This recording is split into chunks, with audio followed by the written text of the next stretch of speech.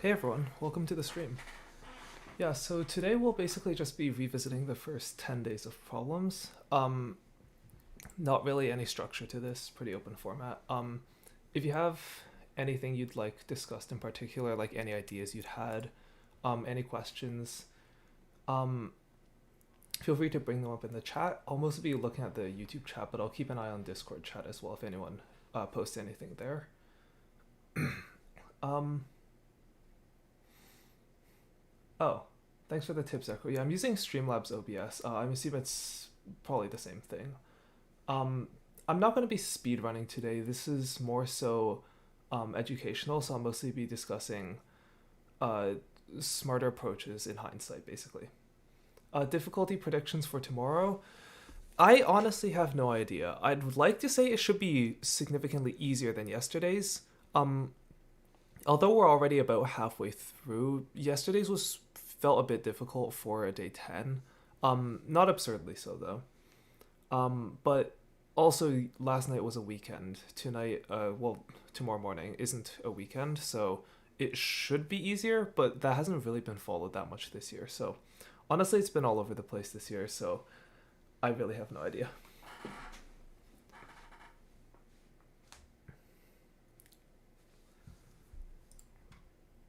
Oh, you're solving in Excel. Interesting. Yeah, so let's start looking at day one.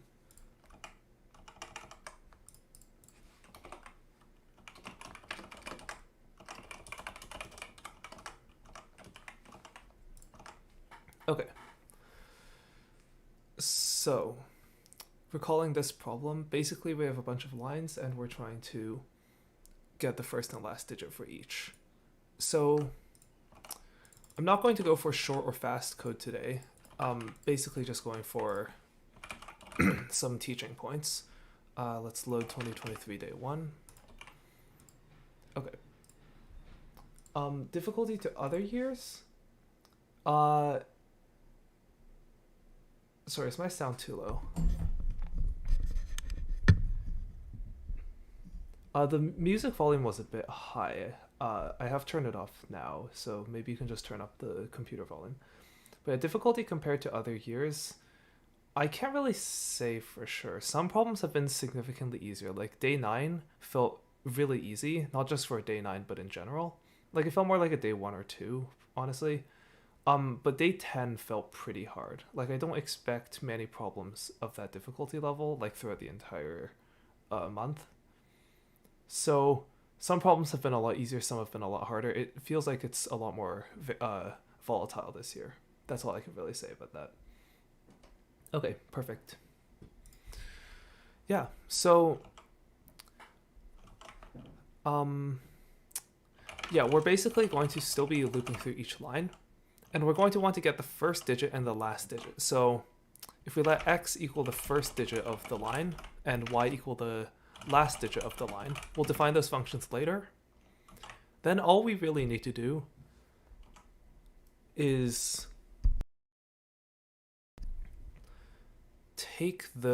add the two together. So we're going to assume that first digit and last digit are going to return the string values. And then we can just cast that to an integer and add it to a total value that we keep accumulating.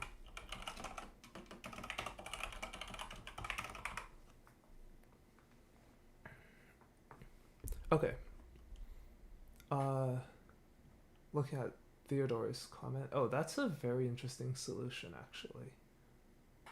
Oh, I like that. That's clever. Okay. No two number words overlap by more than one letter. That's an interesting observation. Okay, so for part 1, we can define first digit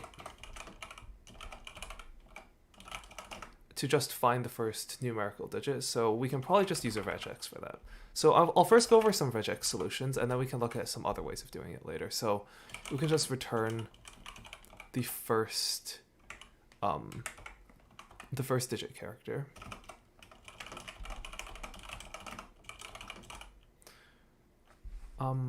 And for the last one, I don't know if there's a reverse search operation in for regex. There are two ways I can think of to do this. You can use find all and then just take the last instance. Something else you can also do is if you put dot plus, like dot star, the star operator basically means match 0 or more of this, a dot meaning anything. And since this is greedy, it will match as much as possible, but with the condition that there still needs to be a digit at the end. So if we look at this line, for example, it'll greedily match as much as possible, but it can't go past here because there still needs to be a digit. So this will give us the last digit. And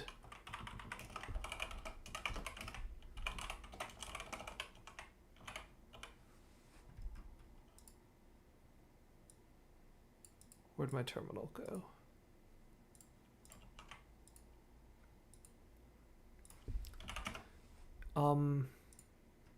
Oh, yeah.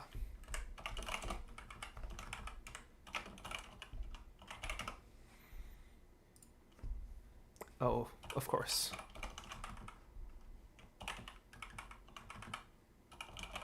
And then we can surround this in brackets to make the dot group return that. I guess it would need to be group 1 to match that group. Okay. So that's one way of doing it.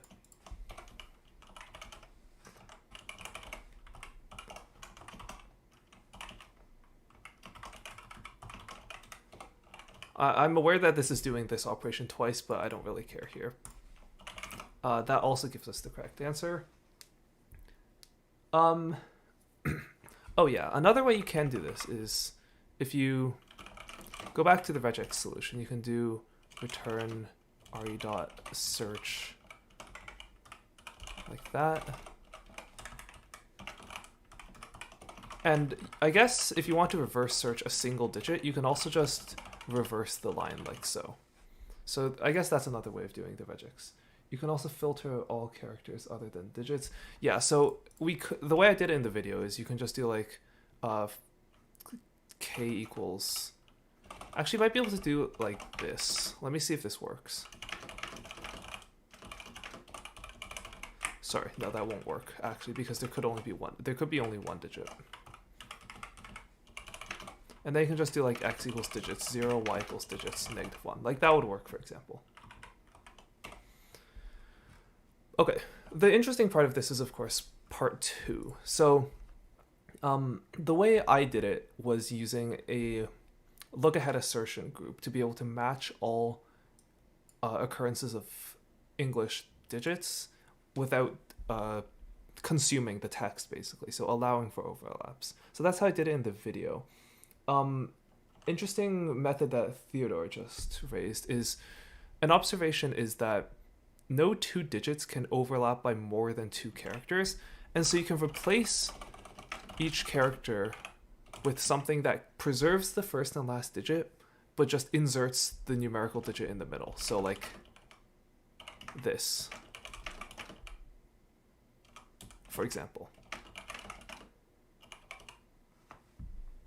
So that's an interesting way of doing it, and we can semi-automate this map by just saying like, let's call it translation equals a dictionary, and then for I English, digit in enumerate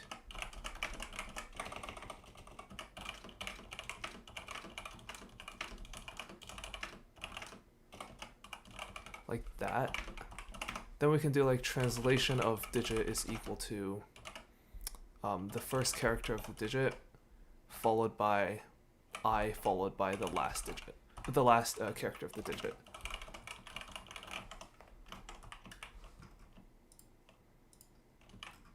And so, yeah, that'll give us our mapping. And now we can just run a quick, actually we don't need this to be a dictionary, we can just make it a pair from the digit to the mapped version. And then what we can do is for each line, we'll just say for source target in translation, or let's rename it to translations. Then we can do line equals line dot replace source with target. And so if we print out the line here, then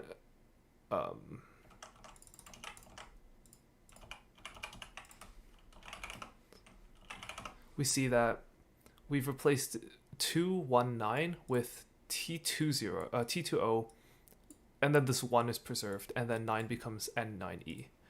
And so if we replace this with a, this line actually works. So 823, in this case we see that the T overlaps. So if we get rid of this exit 0 and just continue, and we also don't need to print the translations here, then we see that this works fine. So we first replace the 2, so it becomes T20. And so this T is preserved, and so we can then match the 8 later, and we get E8T, and so it doesn't break anything. And so then, now that we've substituted out all of, we've substituted for the literal digits properly, we can just use the existing first and last digit functions to find our digits, which gives us the correct answer for part 2. That's a pretty clever solution. I really like that, actually. That's very elegant. I guess a different way you could do it is by similarly using the regex search trick I showed earlier, where you use dot star to push as many characters away as possible and then match the last occurrence. But then you need to loop through each of these and coalesce the values to see which one has the furthest back index. Let's explore that for a bit, just to see if there's anything we can learn from that. But I really like Theodore's solution. So n equals this dot split. And so then we can say pattern equals either a literal digit or pipe.join n. And so what this does is it just gives us a regex pattern that will match any of these values. And so now when we do first digit, we can just search for the pattern. And then when we want to dot group 1, and when we want to search for the last, we can just do dot star plus pattern. And so this dot star will greedily consume as much as possible, and so the pattern will match the last possible occurrence. And so in that case, we should get 2,9. Okay, that works fine.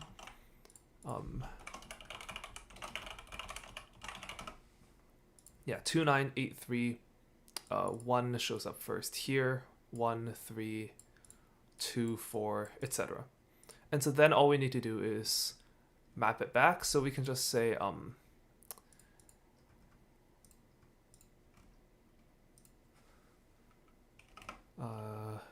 translations for index digit in enumerate, and with 1 we can say that the translation of digit is equal to I. Let's do string of I. And so now we can do translations dot get x, and the default is x. So this means that the literal digits will not get mapped. And so now if we print out x and y, we see that we've translated it to the literal digits. And so that also gives us an answer for part 2. So yeah, 2 main tricks. You can either replace each of these digits with something that puts the literal digit within the string itself and preserves the first and last character to keep overlaps working correctly. Or you can use this dot star trick to force match the end of the line. Something else that I've seen people do is reverse the string and then just match the pattern but backwards, basically. That works as well. For the sake of, in the interest of time, let's move on to part 2. Sorry, day 2, if nobody has anything else to suggest here.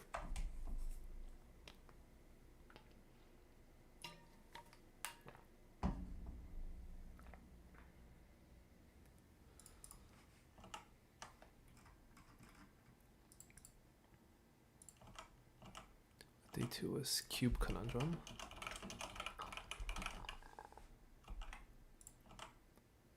Okay. Yes, this was the game. So, for this one, yeah, so as a reminder, for part 1, we want to see which of these games are possible if the bag has 12 red, 13 green, and 14 blue cubes. Yeah, so something that you can observe is that the same color will not show up twice in one group because they will be clustered together. So we won't say like one blue, one green, one green. They won't give us input like that. And so what we can do is we don't actually need to keep these groups. So we can just scan through this entire thing and ignore the semicolons and just keep accumulating the maximum like that. So that's our test input. Let's load in day 2. Okay. So we can say for each line, we're going to get rid of the part before the colon. So line equals line dot split colon space 1. So that gives us that.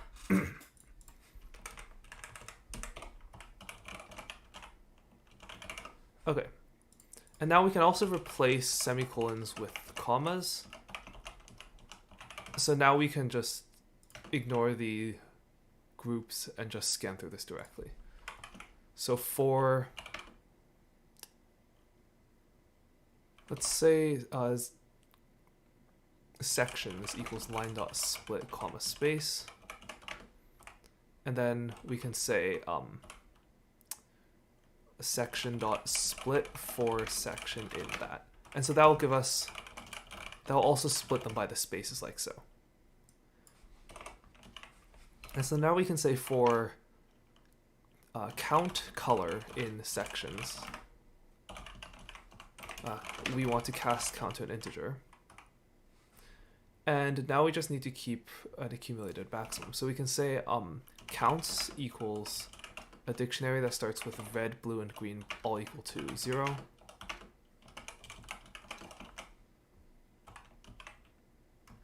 Like that. And then we can say counts of color is equal to the max of itself and the current count that we see. And so that will give us the maximum that we see across the board for each color. So in this first example, 4 red is the maximum. 1 red is smaller, of course. In the third example here, this is 8 green, but then later on we have 13 green, and so that gives us a maximum of 13. And so now all we need to do is, if the number of red is less than or equal to 12, and the number of green is less than or equal to 13, and the number of blue is less than or equal to 14, then we can increase the total by 1.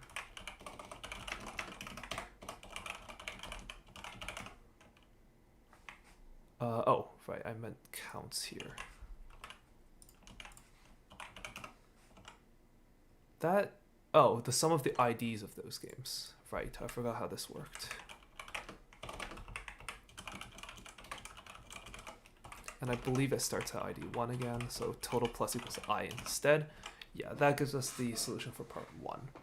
So the main observation here is you don't need to do an extra layer of recursion for the groups, you can just ignore that completely. I don't think there are too many other clever ways of approaching this problem. This one's fairly straightforward. And part 2 is also pretty easy to adapt a part 1 solution to, because we already know what the maximum number seen in the game is. And so the minimum number of cubes required for the game to be possible is just that maximum. And then the power of a set is the product of the red, green, and blue. So we can literally just replace this part with total plus equals counts red times counts blue times counts green. And that's all there is to part 2, really, because in part 1 we already needed to calculate how many times the minimum number of red, blue, and green cubes required. And so in part 1 we just needed to do a filter, and part 2 we just need to do some operations with those numbers themselves.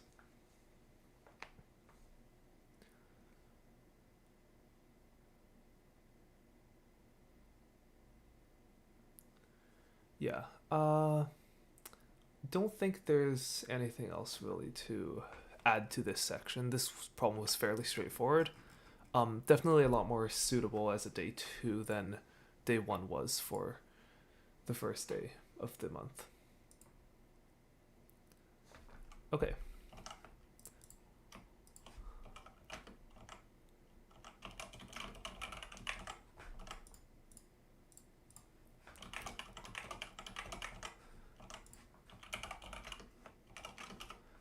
Oh yes, this problem was pretty tricky as well. So yeah, recall for this one that basically we want to take any symbol and find any numbers to adjacent to it, including diagonally, and those are all part numbers, and we should sum them all together. Okay, so the way I did this problem was I looked for symbols, and then after I found a symbol, I looked in the 3x3 around it. For each digit, I traced to the coordinate at the start of the number, and then afterwards, after deduplicating all of those start coordinates, I just swept to the end.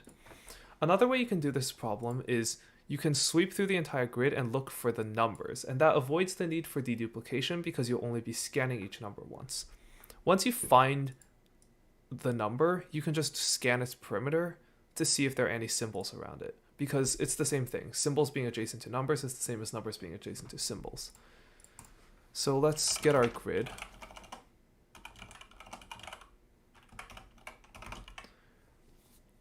And then we can say for each, for row coordinate and the row in enumerate grid,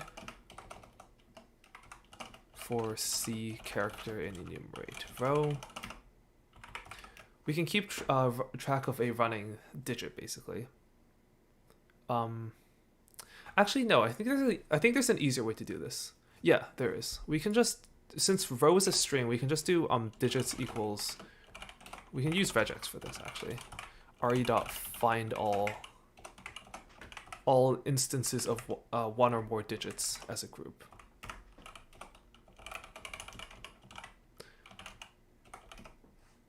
I keep forgetting this. Okay. So that gives us the digits, but it doesn't give us the actual groups.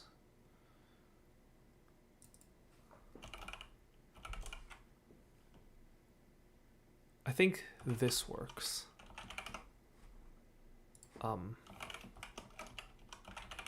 Yeah, okay, so now we can get a list of match objects.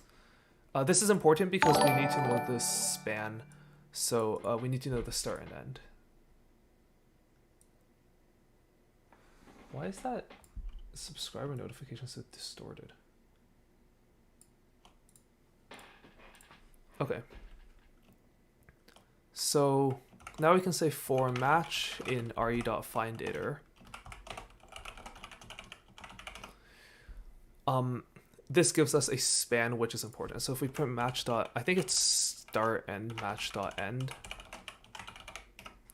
we see that for row 0,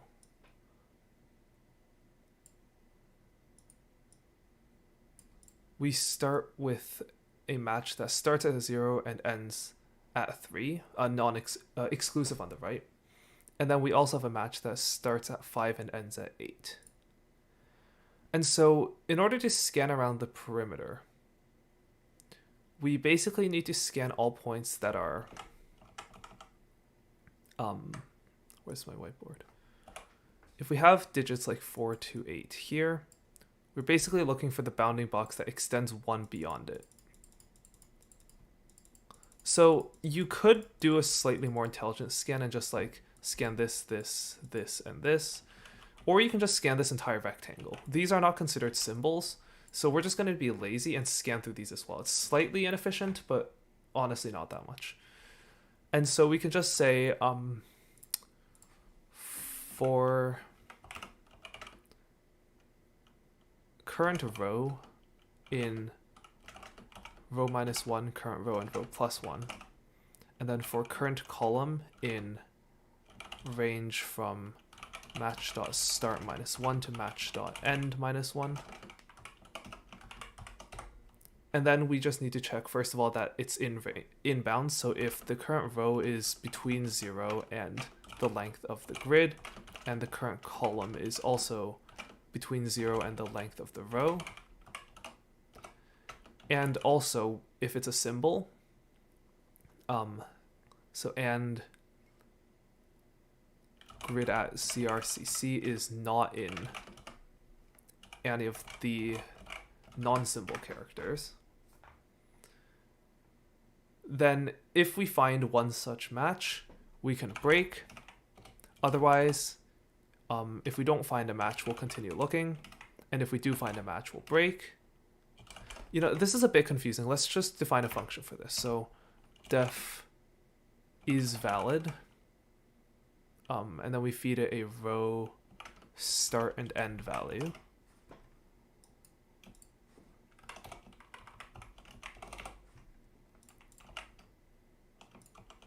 If we find such a match, we return true. Otherwise, at the very end, we return false.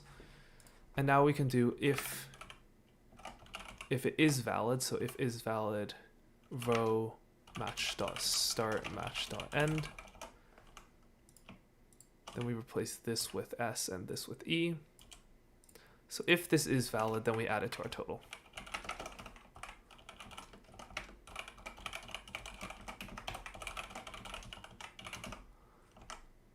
Let's see if that worked. It didn't work. Okay. Curious. So why does that not work?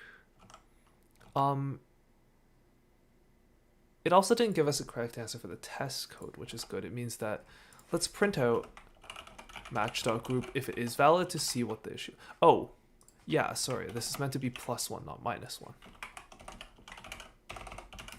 Okay, that was the problem. Cool. Yeah, so that's one way of doing part 1. Instead of scanning through the symbols and then looking at a 3x3 around to find the digits and then sweeping to the start, deduplicating, and then looking for the whole digit, we can just look for each number sequence and then just scan the perimeter around it for symbols. That's actually a very smart way of doing it.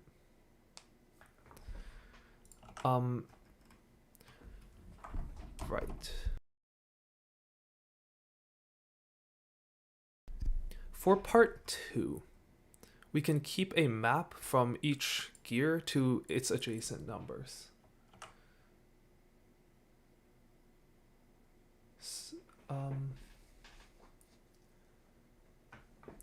A write-up for day 10 was... what do you mean by that? I do have a video about day 10 on my channel. Okay, for part 2, we can keep a map from each gear position to the adjacent numbers. So we can just say gears equals a map. And we check for equality to the star because those are the only gears. And we can rename this is valid to something a bit more fitting, like scan or whatever. Either way. What we're now going to do is, instead of returning true, if we spot a star, we're going to add this number to the gears. So we're also going to take in the number itself as n, and we can do int match.group. So every time we see a gear, and we're not going to return here because we want to scan it for all gears, we can say if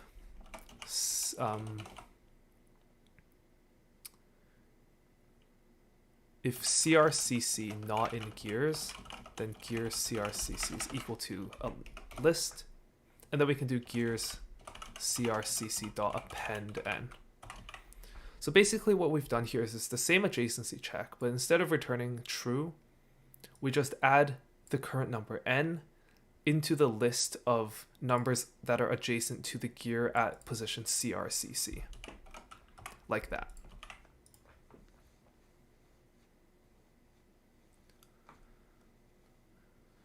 Yeah, Python's for break else continue break thing is a bit confusing. Basically all you need to remember is the else continue break structure just pushes breaks up. So if the inner loop breaks, the outer loop breaks, otherwise it doesn't, and it just keeps propagating upwards. The issue with that is that you cannot put anything after the inner loop. You would have to put it in the else block before the continue. I used to use this trick a lot and I used to teach it. After some comments on the video where I did use it, people didn't seem to understand it too well. I probably will stop using it and just use functions instead.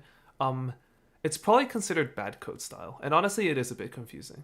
So it's probably a good idea to not use it anymore. Either way.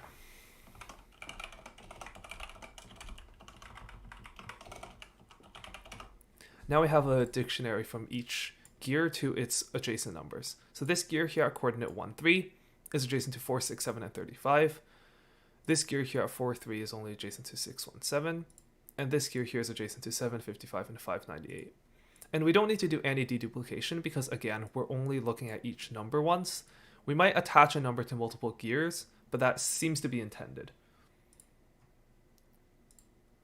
Okay, and now all we need to do is for each list in the values, because we don't care about where the gear is, we just care about the associated numbers. If the length is exactly equal to 2, then total plus equals array 0 times array 1, because we want the product around all gears that have exactly 2 numbers associated with them. Yeah, so that gives us our answer for part 2. So yeah, the approach to scanning the numbers instead of the symbols, I forget where I saw that from. I think multiple people I talked to and discussed this problem with had that idea. It is very clever. It's way simpler than what I was doing. So yeah, this is definitely a very smart solution, because the whole, like, about half of the complexity of my solution was just deduplicating the numbers and then rescanning them. It's a lot easier if you just scan the numbers first, because you don't care about duplicate symbols. You only want to avoid duplicate numbers.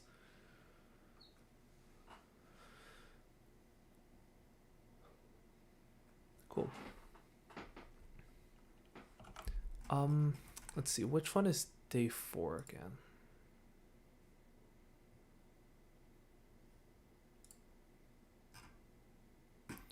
Yeah, this one's a fairly straightforward problem, so let's do day 4 before I take a short intermission. So day 4 scratch cards. Okay.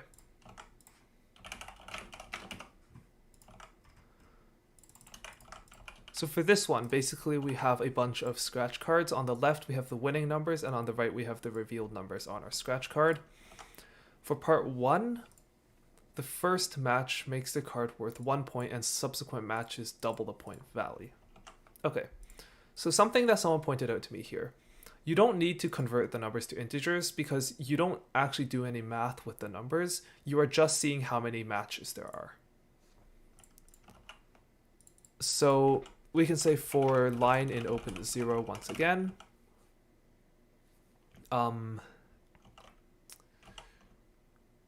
We can say that line equals line dot split colon 1 dot strip. So we're just getting rid of the card number again, because in this case it doesn't matter.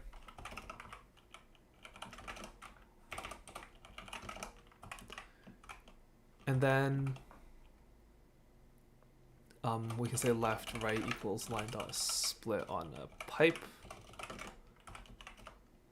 Okay, and now we can say winners equals the set of numbers to the left, so left dot split, and hours equals set right dot split.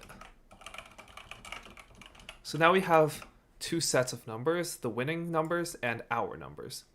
The matching numbers are just the intersection. And in Python, something really nice you can do with sets is you can take the intersection just using the single ampersand, you can take the union using just a single pipe, and you can take the symmetric difference using a caret.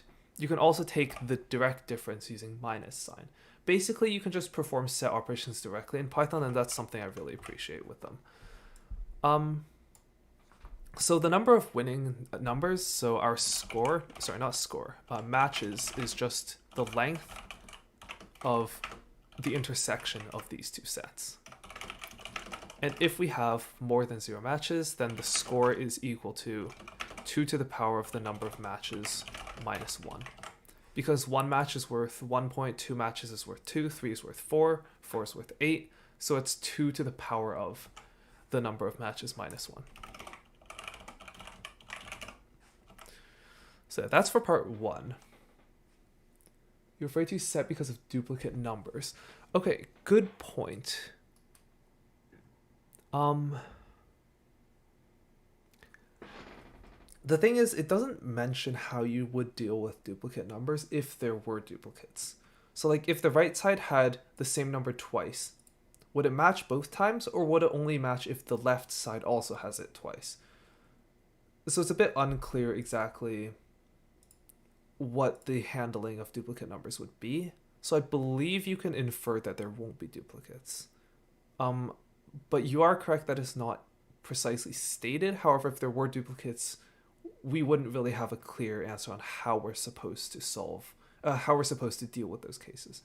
So I think it's safe to assume that they won't appear, also because in context, Scratchcards won't have duplicate numbers, I believe. At least in this sort of fictional scenario. So for part 2, something I know some people did was they basically just simulated it directly, and every time they won a card, they would just insert that card in and rerun the simulation each time. So although that is inefficient, you are only facing a loop time of 5 million, so it is completely feasible and will run within like a couple of seconds. However, it feels not much more simple than just a mathematical solution that avoids this duplication. Okay, so what we can do here is we'll keep matches. Oh yeah, and something that is important to note. I had a comment mention this, and I didn't actually notice this at the time, but looking back, cards will never make you copy a card past the end of the table. In other words, the last card will have no winning numbers. The second last card will have at most 1 winning number. The third last card will have at most 2 winning numbers. Basically, you don't have to deal with potentially overrunning the end of your array. Okay. So we're going to do this a bit differently. Lines equals open 0.v.split lines. And the reason I'm doing it this way is so now we can do counts equals index 1 for I in range 1 to length lines plus 1. Basically, the point in doing it this way is now we have a map from each card index to the number of times it shows up. At the beginning, we have 1 of each card, and then we just augment this count as we proceed. So for I line in enumerate lines starting at index 1, actually wait, we can avoid this card index offset thing by just getting rid of the offset altogether. So we can just call the first card 0. Okay. So we once again want to get the number of matches. So I should have kept this code from the last part, but I'm too lazy to go fetch it again.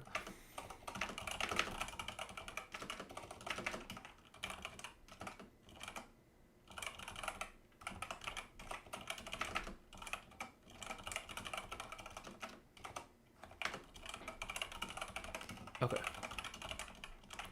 So now we have the matches again, and we can see that the last card does not have any matches. So now, when we win, basically what we're doing is for each next in range from I plus 1 to I plus matches plus 1. So basically, the number of matches is the number of cards we win. So for example, if we win if we get 4 matches in the first one, then we win 1 copy of the next 4 cards. So range from I plus 1 to I plus matches plus 1. Dictionary with keys is just a list. Ah, yeah, you're right. Wait, I don't know why I didn't notice that. Thanks, yeah, counts is just literally a list. Good catch, yeah. Okay, that's so much simpler. And that also makes the totaling at the end a lot simpler because we can just use sum. Okay. Now we just increase the number of occurrences of the next card we have. And we instead of increasing it by 1, basically what we're doing is each copy of the card will be the exact same as any other copy. And so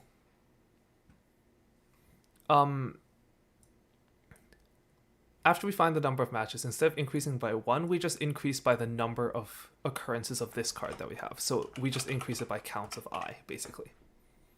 So this is dynamic programming, actually. You may have heard that term thrown around before. It's actually a fairly simple concept once you understand the core idea of it. We start with a base state, and then for each one, we continuously build up our values, including using other values that we were modifying before. And at the end, we can just sum up the total number of counts because the question asks for how many total scratch cards we end up with. And so the answer to that is just the sum of the number of each type of scratch card. Cool.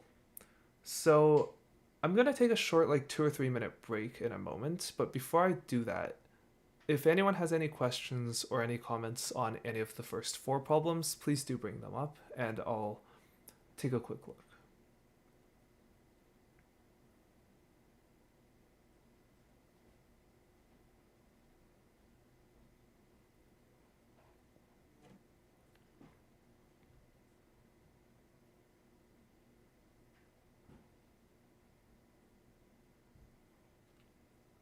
Great. So I'll see you all in a bit.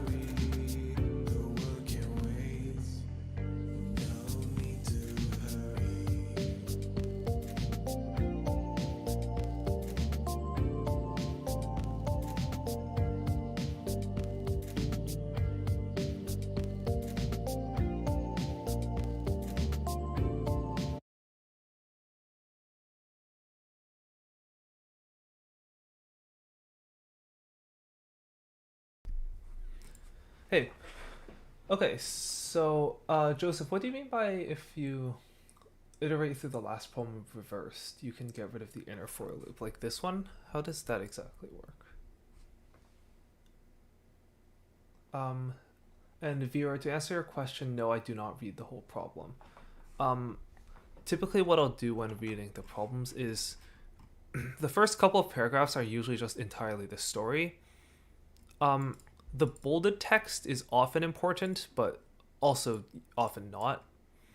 Typically, what I'll do is I'll look for the input format. It's the first code block almost always. Once I see that, I just scan up a bit until it looks like the start of the explanation. So, for example, in this problem, I see a bunch of lines with a bunch of numbers. So I need to know, what do these numbers mean?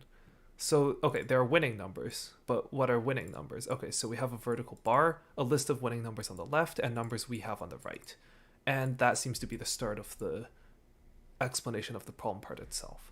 Um, Honestly, I should probably go back and read the full text once I'm done solving the problem, because a lot of work goes into the stories, and I kind of just never read them because it's inefficient on my leaderboard time to read them.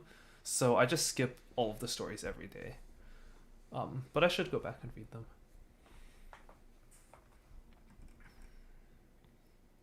Why part 4 is a DP problem?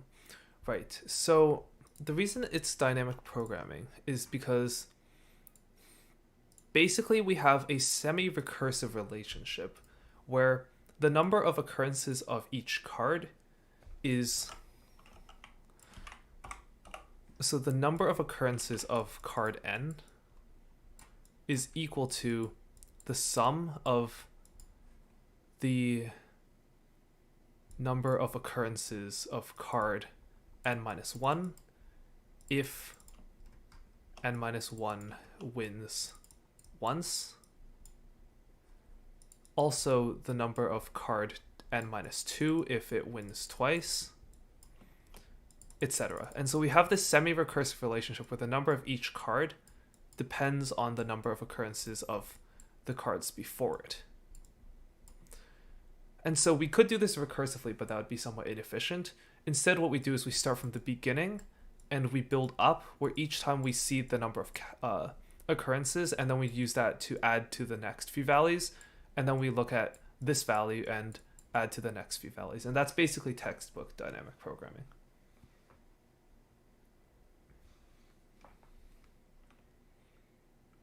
Hopefully that makes sense. DP is a pretty useful strategy. It is often the only effective way to solve a lot of problems. I could make an entire video discussing this, actually.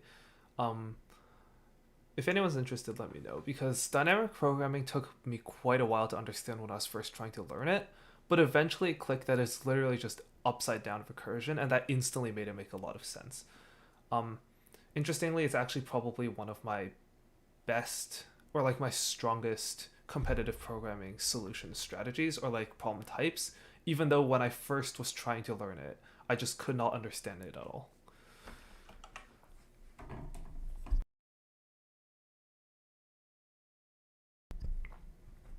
Okay, let's move on to problem 5. This is the, well, not hardest anymore, second hardest problem of the year so far.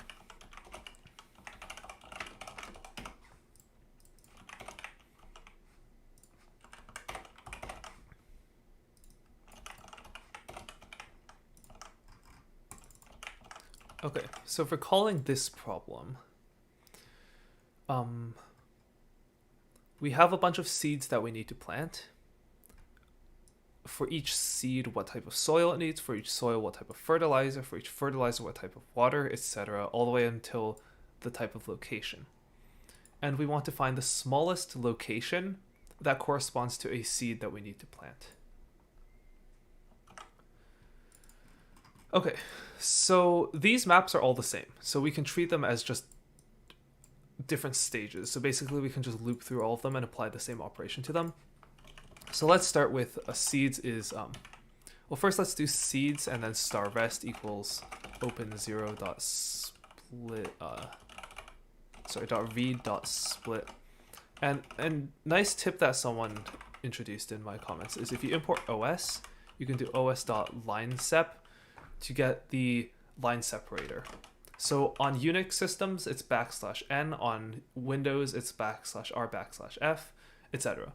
The only problem with this is that you do need to be careful that your test file is saved in the same format. So if I exit Zen mode for a bit, you can see that this file is stored using the lf end of line sequence. lfb is \n, crlf is \r/f.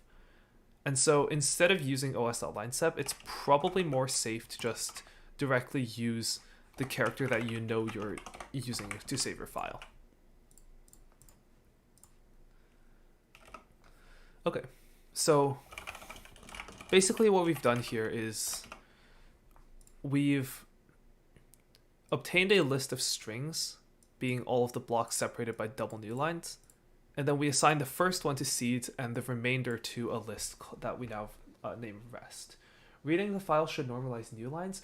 I don't think so. Let me try.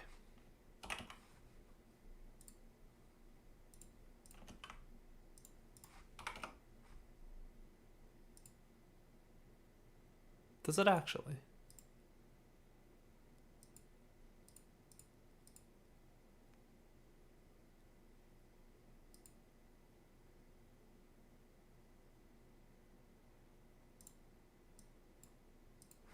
Does this actually work? I guess it does. I didn't know it did because last time I tried, last year when on day 1, I know that I saved my file in CRLF and somehow it caused some issues.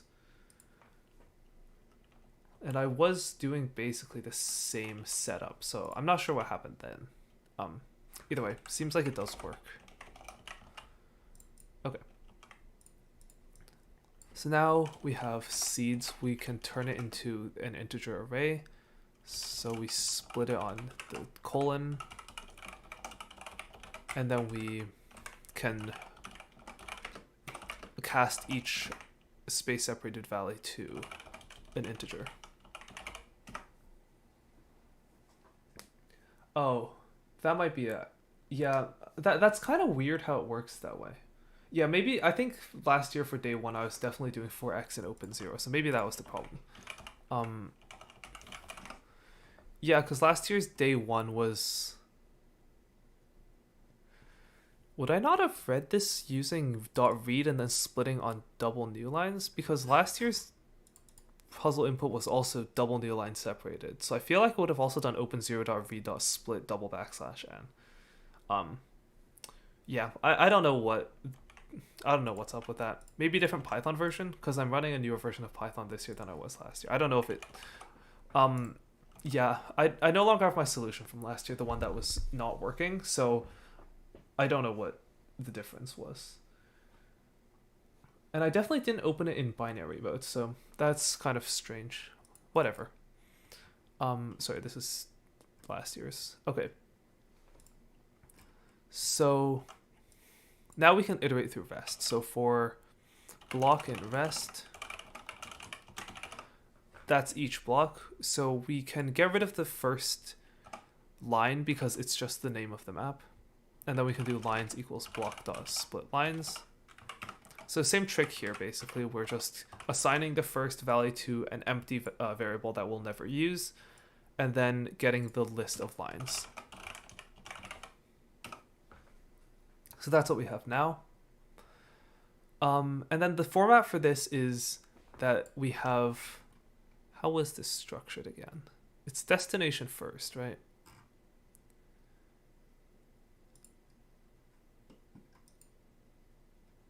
Yeah, so this line here means that seed type 98 and the next one, so the two seed types starting at 98, so 98 and 99, map to the range starting at 50. So 98 becomes 50, 99 becomes 51.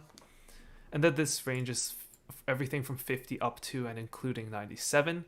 So up to and not including 98 maps to 52. All the way through to 100. Sorry, all the way up until and not including 100. And it's not stated in the problem, but I believe that the mapping is always bijective. That is, a source will map to one and exactly one destination, and each destination will only be mapped to by one source. I believe this is true, but I haven't tested it, and the problem statement also doesn't tell us that. Not that it actually makes a difference. But the key thing is just that no seed type will map to multiple soil types.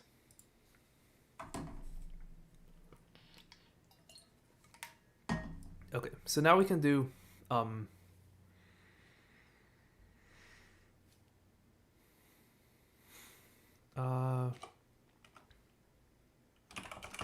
can do mapped equals this, and then for seed and seeds we can do like mapped equals something, map.append something, and then at the end we can just replace our seeds array. Let's call this values so it's not misleading, because it's not always going to be seeds. It's also going to be like humidity types and whatever. Okay, so now what do we do here? We can say for each line, let's do some post-processing of lines actually.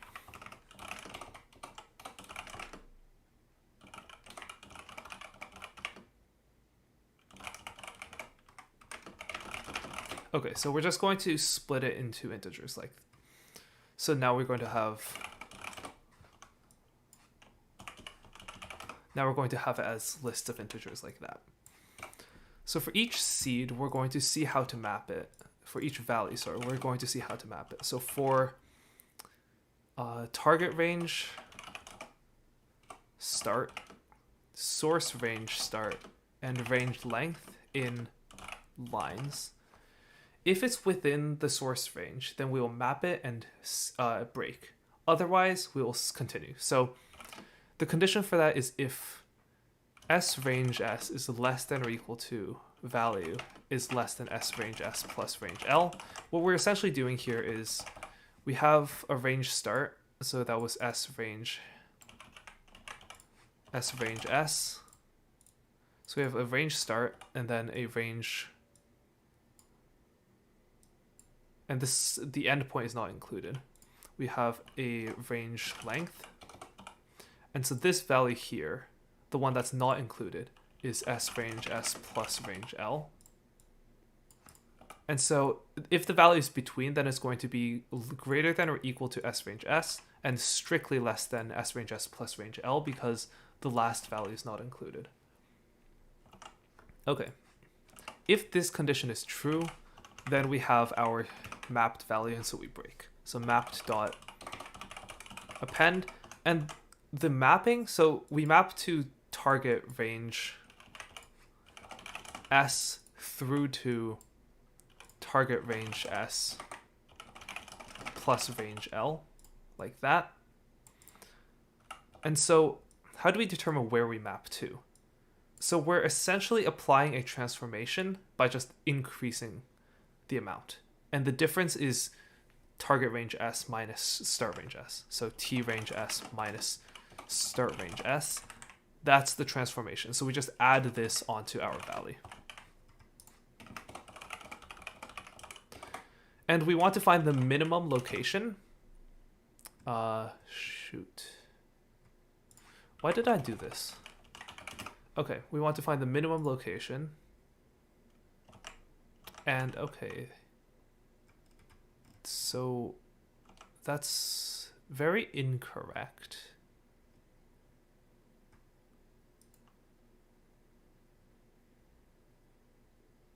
Oh, yeah, of course. Because if we don't find the value, then we just assume that it maps to the same. So otherwise map.append value. There we go.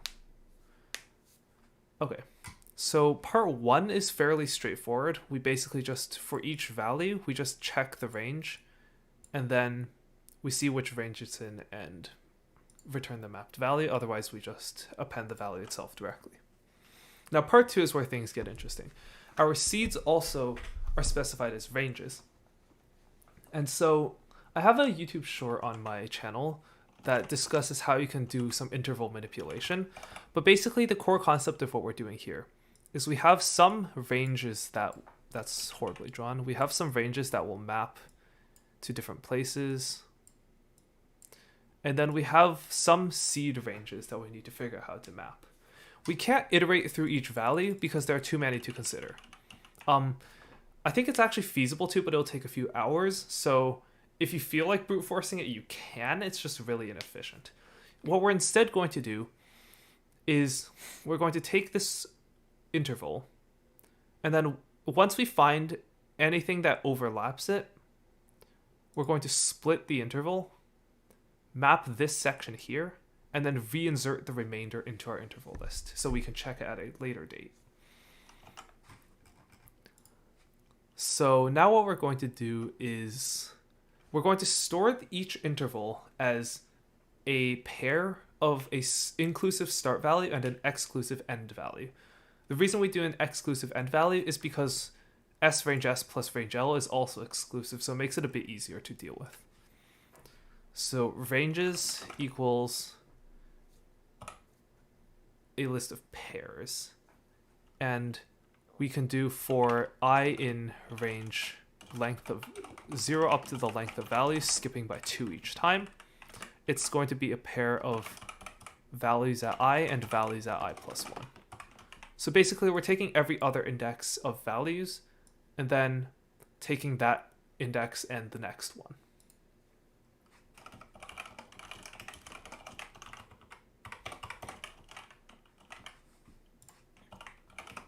So that's what we get. And right, these are stored as start and length, but we want them stored as start and end to make things a bit easier. So those are our ranges. And now we can do for each block,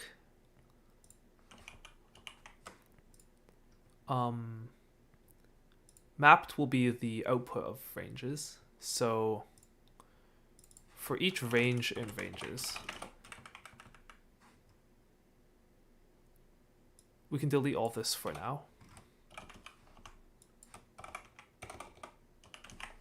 Let me rename range to something better. Let's call it intervals, so that I don't need to overwrite the built-in Python function.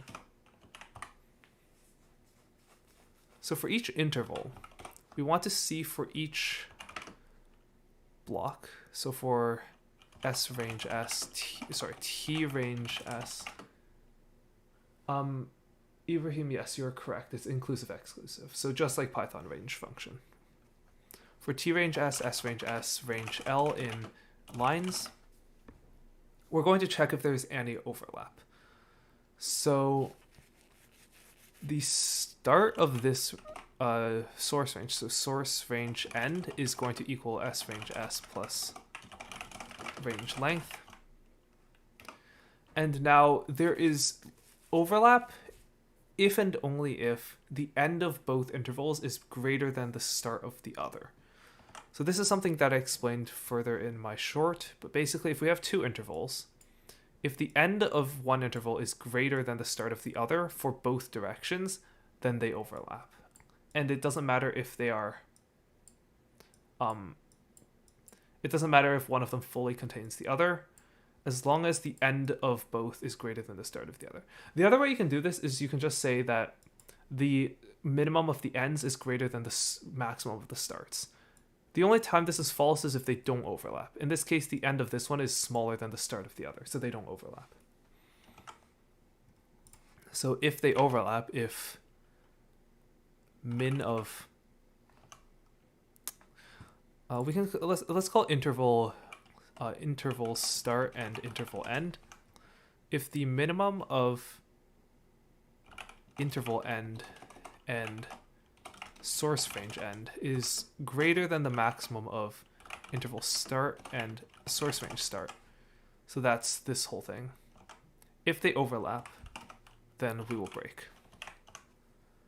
And if we don't find this interval at all, so if there's absolutely no overlap, then we can just insert the interval directly into mapped, like so. So now if they do overlap, what we need to do is we need to chop the interval and then insert the mapped version into our mapped array and insert the remainder back into our intervals array. Something neat you can do in Python is you can insert into an array as you're iterating through it, and it will work properly if you're appending to the end. So, like for example, if we say a equals 0 and then for x in a dot append x plus 1, and we print out x each time, this will keep running infinitely because we're inserting into the array, and so there are more values to iterate through.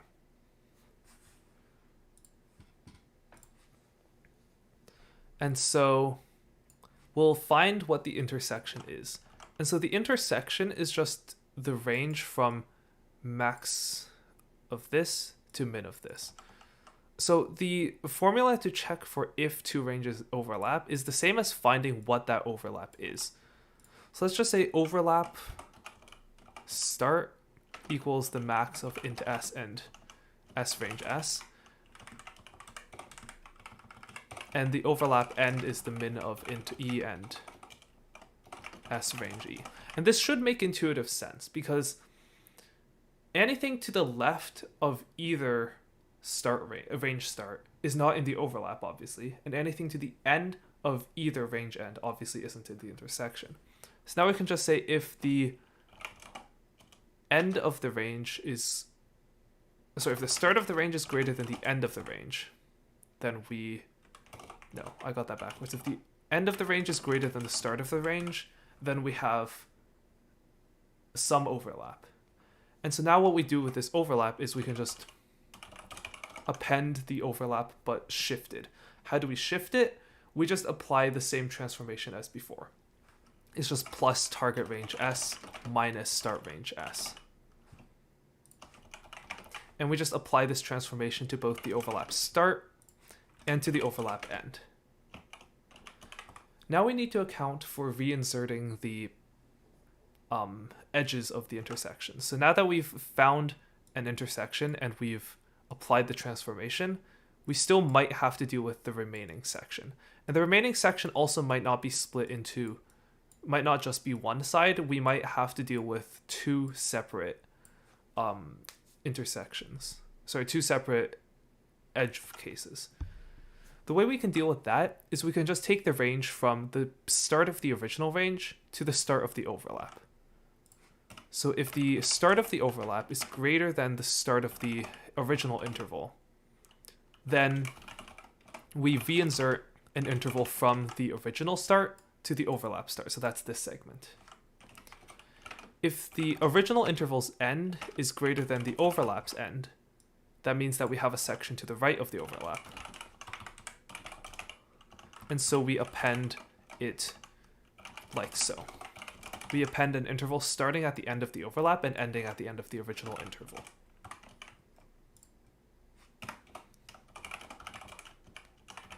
At the end, we will get a list of intervals, and the smallest value out of... Wait, is this even correct? I feel like something's wrong here.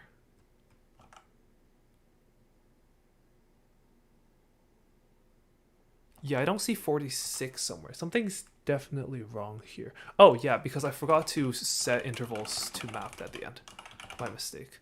So at the end, we will get a list of... That also looks wrong.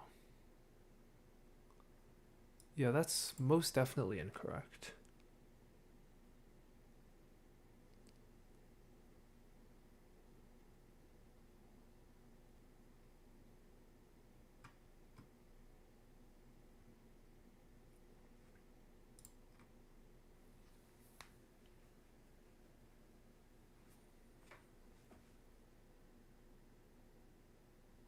Oh. Yeah, because I didn't break here. So it's important. The reason it's important that we break here is because otherwise, if we have our source interval that overlaps with multiple targets, we will map each of these segments and insert the remaining segments multiple times. Basically, we'll just get a ton of duplication. So it's important that we break here because the remaining sections are reinserted into intervals to be checked another time. Okay, that is correct. And so now we just need to take the minimum value which will give us the leftmost interval, and then we just return the first index, which gives us the smallest position. Wait, that's not the correct answer, is it? No, it is the correct answer. Okay, so that's how you can do part 2. Basically, you store the intervals directly as intervals. You do not unpack them into the original seed numbers because that is too inefficient to run in a reasonable amount of time. And then each time you just check for the intersection between your map range and your interval. If there is an overlap, you map the overlap and reinsert the remaining segments.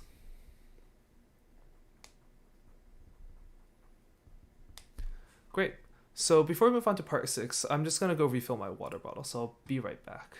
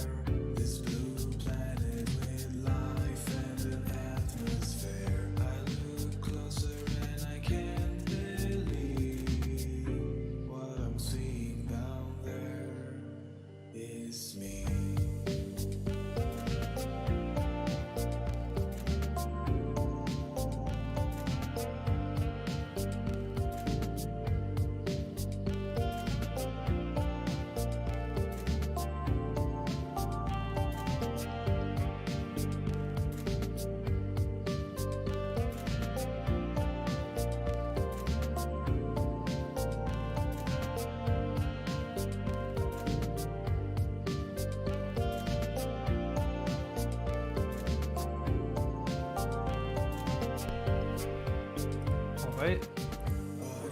Okay. Cool. Moving on to day 6. I think this one was pretty easy. Yeah. Okay. So this one was pretty easy, but my solution for it that I showed in the video was actually pretty terrible. So I literally mentioned in the when I was giving my solution that this is a quadratic relation. And so you can literally just solve the quadratic.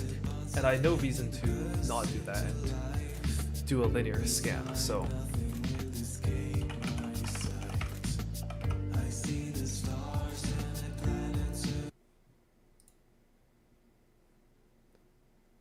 Wait, you can still hear the music? Oh. Oh, wait. I didn't realize that the what's it called? That the desktop audio output from OBS is not tied to my output volume. I thought turning off my computer volume would also disable it. Okay, that's my mistake. I've been operating this incorrectly the whole time. Okay. Anyway. Okay, so for this one, let's read the times array. So times is input dot split colon dot strip dot the index 1 of dot split. All right, perfect. Thanks, Theodore. And leaf.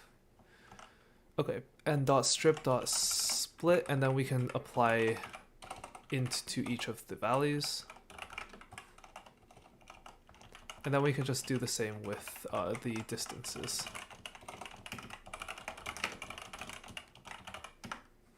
Like so.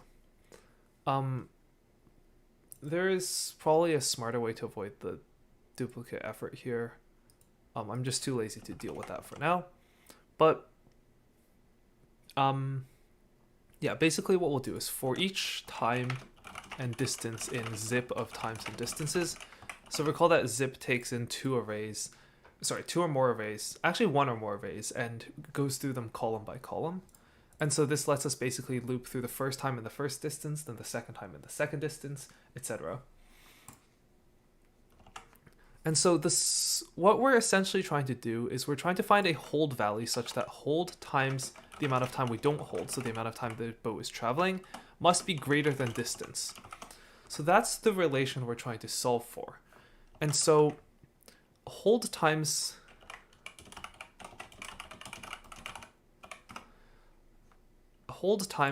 t minus hold is just going to be a parabola that faces downward. So let's take a look at an example. We can say like x times 10 minus x is going to be a parabola that opens downwards. And if we're trying to look for something where the record is greater than, let's say, 15 seconds, we're basically just looking for all x that fall within this range. So we can, if we do that, that's basically the range that we're looking for. And so we can find the left and right points by solving for equality. So we can say we want to find the points where hold times time minus hold is equal to distance. So let's do a quick bit of math here. So hold times t minus h is equal to distance. So if we expand that out, we get th minus h squared is equal to d. Negative h squared plus th minus d equals 0, or equivalently h squared minus th plus d equals 0. And then we just apply the quadratic formula, b squared minus, sorry, what was it again? Negative b squared plus or minus the square root of, it's been too long since I used this. What is it? Negative b squared plus or minus the square root of, why do I not remember what this is? It's negative b plus or minus the square root of b squared minus 4ac over 2a is equal to x, or in this case, h. The parsing, would it be easier with regex? Yeah, I guess it would be. Like, you mean like if I import re.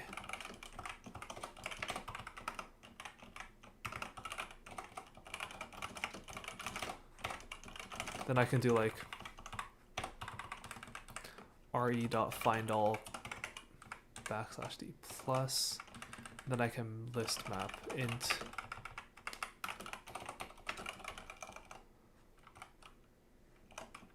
like that, you mean? Yeah, I guess that works. One reason I don't do that is because I don't want to deal with the header section potentially having numbers in it. Like in previous problems when we had like card number X or whatever.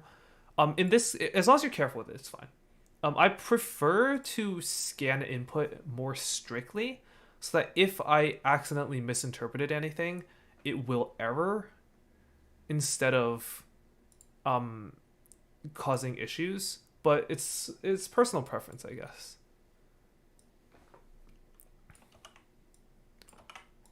Both are equally valid as long as you're not careless with when you apply this and what regex you use. Sometimes I do use regex for scanning more complicated things where it's just simpler to use a regular expression. I mean, the way I'd actually do this is just like this, times distances.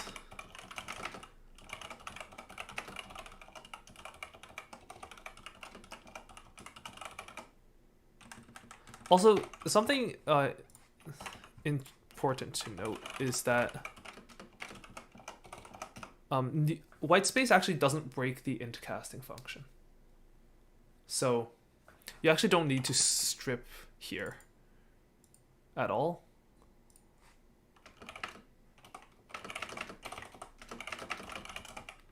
So this is probably how I would do it because it's faster to write. Or I might even do like line.split for line in open 0. Yeah, so I guess this is the shortest way to do it. It's not necessarily clean, but it's just it's probably how I would do it when solving on the leaderboard. It's not necessarily readable, in general, but I can interpret it fine, and it's faster to write out. Anyway, so h is equal to this. This is the quadratic formula. If you're not familiar with it, I'd recommend just looking it up. In this case, b is equal to negative t, so t plus or minus square root of t squared minus 4d over 2. And so that will give us our values. So this section here is under the square root. So the t squared minus 4d is known as the discriminator. The reason it's called that is because it can be used to discriminate between different types of quadratics. If the discriminator is positive, then there are two real solutions. So the parabola intersects the x-axis at two distinct points. If the discriminator is equal to 0, then there is exactly one solution, and it means that the parabola touches or is tangent to the x-axis. So for example, x squared would have a discriminator of 0 because it touches but does not go over and back above. And if the discriminator is negative, then it means that there are no real solutions, so it doesn't intersect the x-axis. In this case, the discriminator is always going to be, actually it might not be non-negative here. Okay, so let's get the discriminator, which is going to be the time squared minus 4 times the distance. If the discriminator is non-positive, then we can just skip this. And the reason is because we need to find something that is strictly greater than the that will strictly beat the record time. And so if the discriminator is equal to 0, the best we can do is exactly equal to the record time, but that's not good enough. Discriminant? Yeah, you're right. My bad. Haven't used that term since like grade 12.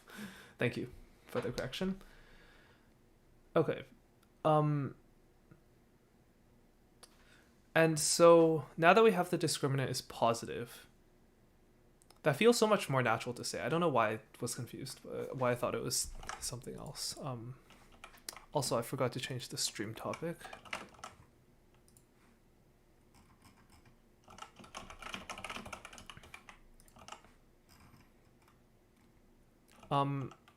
Now that we have this, we basically want to take t minus the square root of the discriminant, so we can call it a square root of the discriminant,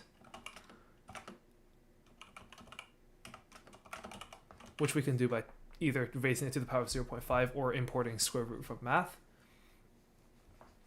Yeah, you can just call it d, but d is confusing because we're already using that as a shorthand for distance in this formulas here.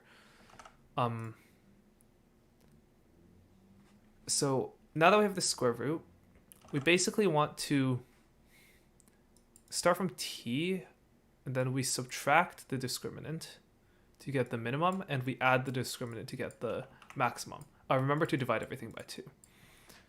And then, because we are looking to strictly beat the record, we need to round this value up, and if it's an integer, we need to add 1 because we don't want to include the equality case. Likewise, here we want to round down, and if it's an integer, we also want to subtract 1. And so we can say min value. So min value is equal to time minus the square root of discriminator divided by 2. And likewise, the max value is time plus the square root of the discriminator divided by 2. And then we could say we want to round up. So if min v is an integer, so if mod 1 is equal to 0, then we want to add 1. Otherwise, we round it up. And to do that, we can import math and do math.ceiling. And likewise, if the max value is an integer, we can subtract 1.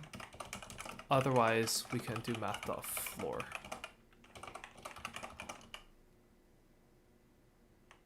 It is more complicated than looping over the range, yes. Um, I swear there's an easier way to do this, though. Because I feel like solving the quadratic should still be a viable solution.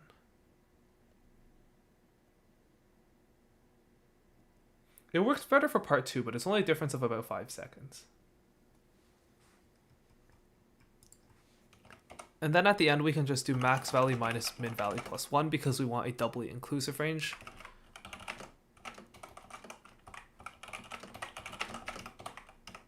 And honestly, I'm not even sure if this works. So we get 21. Oh, sorry, we need to multiply the values together.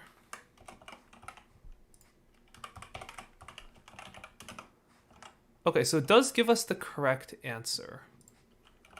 So that's good. Or you add 1 to the values and switch floor and ceiling? Oh yeah, you're right. Yeah, that's a good point. Yeah, no, that's a lot smarter. So the observation to make here is instead of checking these special cases, taking the ceiling of a non-integer is the same as adding 1 and taking the floor. The only difference it makes is that it affects integers, and so we can just add 1 here, and then we can do math.ceil on this, and then, sorry, not math.ceil, math.floor, and then here we can do math.ceil on this value minus 1. Yeah, that will still give us the correct answer. That's a cleverer way of doing it. Can I use that it is symmetric? Yes. I don't see why not. I think we can just take the min value, and then we can just do t minus the min value. Sorry, time minus the min value. That will give us half the range, and so we just need to double it. And I think you also, instead of adding 1, let me check this. Okay, that doesn't work. Is it subtract 1? Maybe it's minus 2.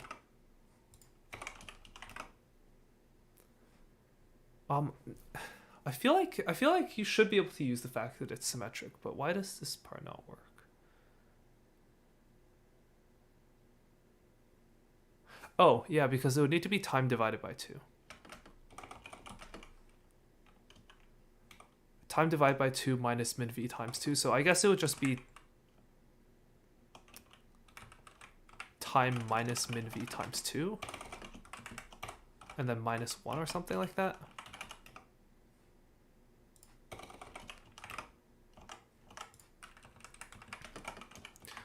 Yeah, okay, so you can use the fact that it's symmetric.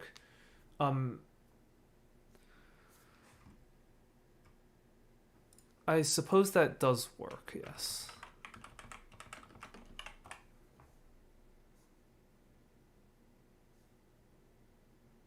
Yeah, there's got to be a faster way to solve the quadratic, because it seems that a lot of people who... I actually don't know if people who got higher leaderboard positions did do it this way. Because this honestly took forever to write out. Because even though I was spending a lot of time explaining how to do all this formula stuff, it still would have taken me at least a minute or two just to derive this formula. And then, yeah, I don't know. I feel like looping through the ranges is probably still a better idea.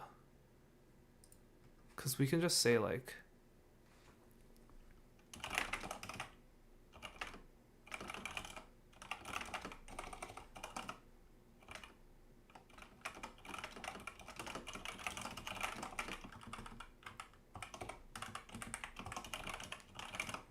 Yeah, like that took me like, what, 10 seconds? I think, I guess the point in using a quadratic there is to just show that there is an efficient solution.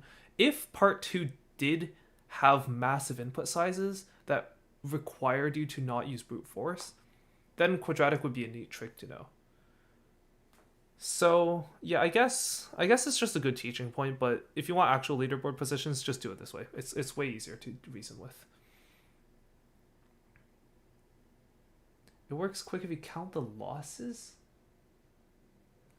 Oh, that's an interesting idea. So I guess we can say If it's less than or equal to distance, then loss is plus equals 1. And otherwise we break. And then the total number of different possibilities is time plus 1. So we can do time plus 1 minus losses times 2.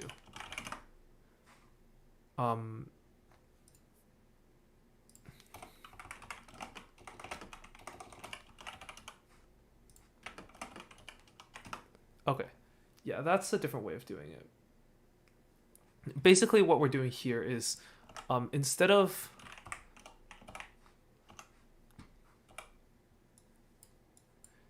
looping through each value and counting the number of times it's valid, we basically keep going until we reach the first invalid value. And once we find the first invalid value, we just take the number, duplicate it for the other side because it's always symmetric, and then we just take the total number of possible times, subtract the losses times 2, and that gives us the number of valid values. Quadratic is better if you're running on a 4 kilohertz CPU. That's true. Yeah, I guess if you're running on an absolute toaster, then it would be better to write the quadratic so that it finishes without like exploding your computer, I guess. Okay. And then for part 2,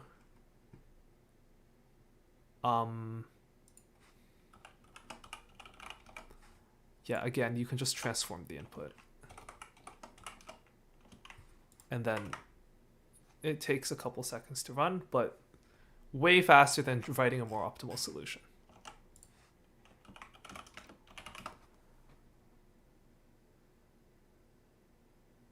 Okay, that was not useful. Why did it...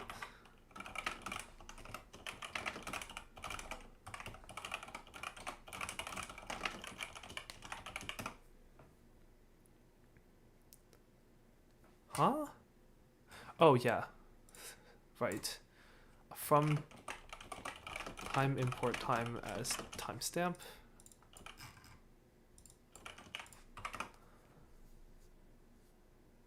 Okay, it takes 2.5 seconds. So yeah, that's not even bad at all. Anyway, I guess two things to mostly learn from this problem. First one is the quadratic solution does exist, and so if you do need efficiency, it is an option.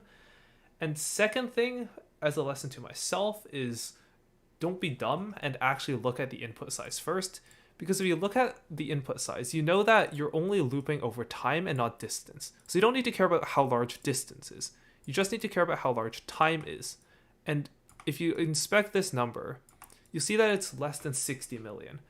And looping through 60 million is honestly fine. In the worst case, looping through 60 million will take, I think, about like a minute max. Probably less. It'll probably take like 15 seconds, honestly. But especially because we have our early break condition here, that's a very clever solution. I really like that.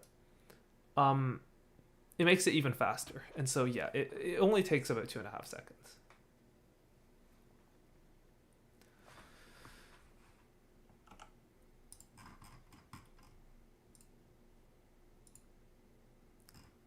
Day 7. Yeah, day 7, there are a lot of interesting things to talk about for this problem.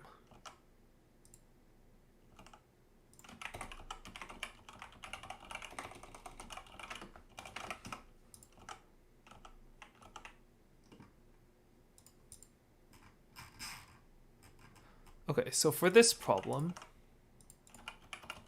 one very interesting observation that someone in my comments made is that you can just count the number of occurrences of each type of card and then just take the sum of that count array. Because if you have a 5 of a kind, you'll get this. If you have a 4 of a kind, you'll get this. If you have a full house, you'll get, what's it stat, 13? If you have a 3 of a kind, you'll get 11. If you have a 2 pair, you'll get 9. If you have a 1 pair, you'll get 7. And if you have a high card, you'll get 5. And so this is the ordering. the only reason poker is not so simple in this regard is because of straights and flushes and straight flushes or whatever else there is. All of those situations have been removed from this problem. This problem only deals with these, and so you can just sum the count array, and you can just sort by that. You don't need to do a switch case statement like I did. You can just sum the count array. So let's grab our inputs. So we can say inputs for line in open 0. We can say hand value equals line dot split inputs dot append hand int value. And so that's what we get. And now we just need to sort this. So inputs dot sort, and the key is going to be our key function. So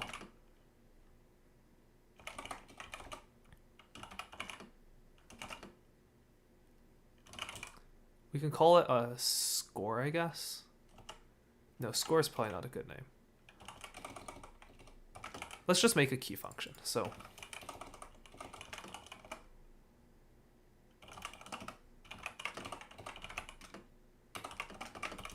the hand is going to be the first value of the item. And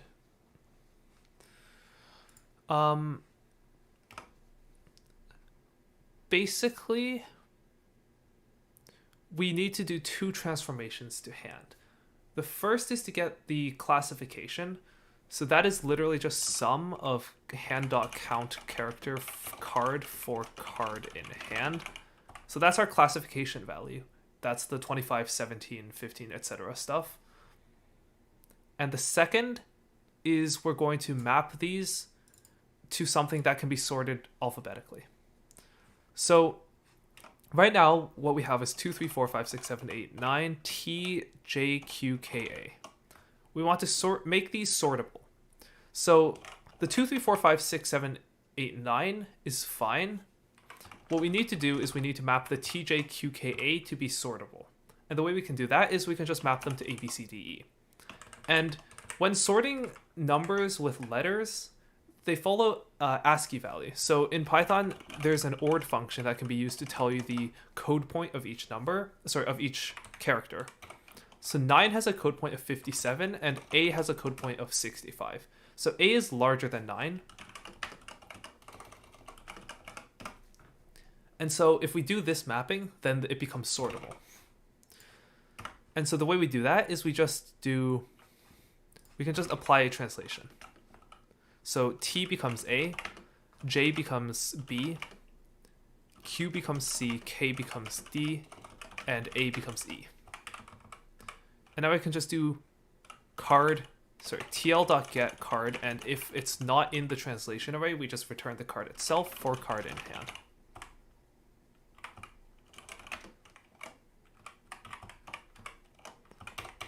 And so we can just return this pair. Remember that in Python, when you sort pairs, it'll look at the first value, and if they're equal, then it looks at the second. Otherwise, it just sorts by the first. Lexicographical ordering, basically. And so what we've essentially done here is, if we count each occurrence of each card in the hand without removing duplicates, it's important that we don't remove duplicates here. Then we take the count of each and sum it, and that gives us a classification value that will be higher for more powerful hand types. And then we just apply a translation to make our hand cards sortable. Thanks. Yes, I forgot to update this.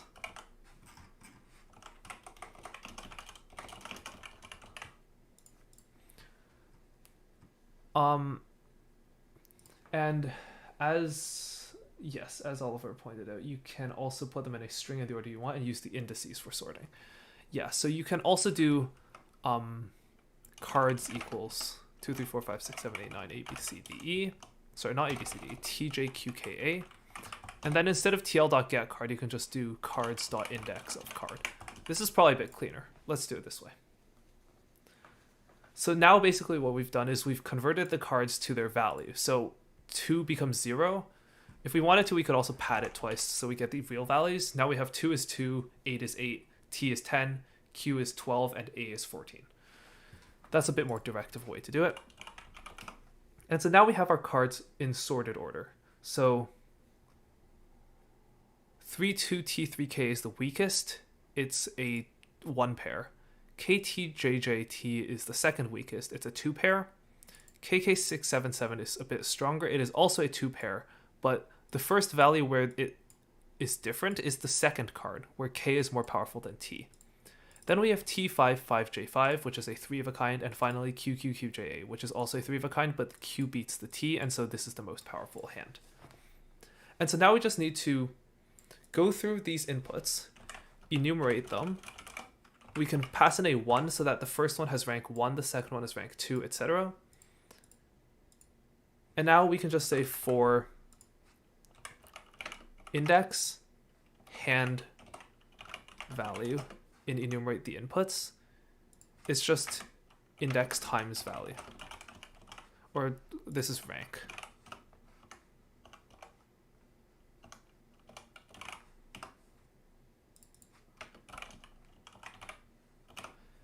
And so that gives us the value of each bid multiplied by the rank. And then we can just take the sum of all of these. And so that gives us our answer for part 1. Part 2 is actually very simple. The way I did it in the video is abhorrently overcomplicated. The observation that you can just take the it's just sortable based on the counts actually makes this problem very simple, because you can just count the number of jokers and then just add that to the most frequent card. There's never a situation where you don't want to just convert every joker to the card that is already the most present. The index method also allows us to just move the J to the start here, which means that we've now made the jokers the weakest card in just one simple transformation. And now what we want to do is we want to count the number of jokers separately. So we're going to need to augment this a little bit. We're going to say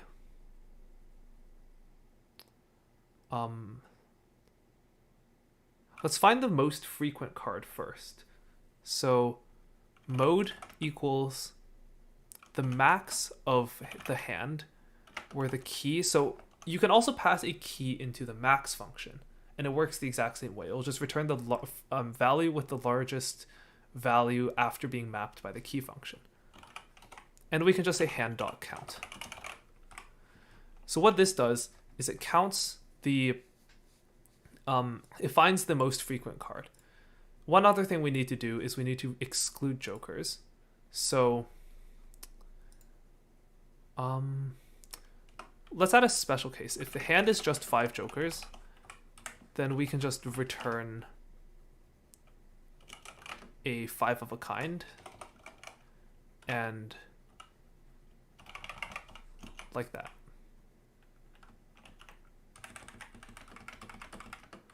Otherwise, and the reason we need to do this is because the next thing I'm going to do will fail if there are only jokers. Otherwise, we'll take card for card in hand if card is not equal to joker.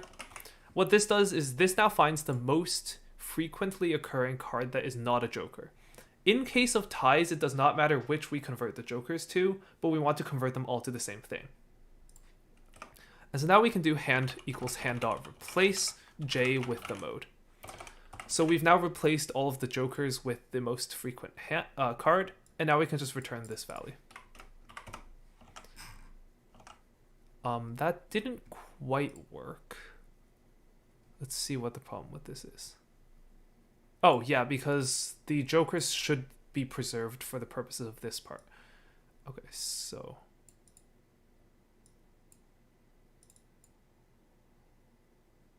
let's call it substituted. So sub, and then we can just do that. Okay, so that works for part 2. The key sorry, not the key takeaway. The important thing for this part here was that we don't overwrite the hand itself, because the strength of the individual cards must still be compared with jokers being the weakest. Okay, so a very clever approach for part 2 that I was introduced to by a couple of people basically once you make the observation that you can sort by just summing the counts, then you can just convert all. Then you realize that you can just convert all of the jokers.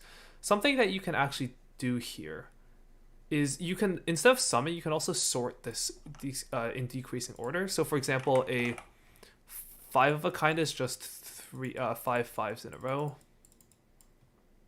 A full house is 3 3 3 2 2, and these will also be in increasing order.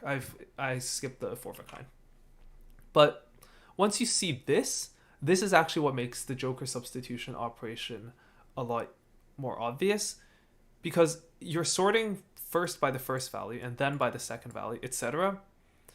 And so you just want to add all the jokers into the first value, obviously. And so in that case, you don't even need to add it to all of them. So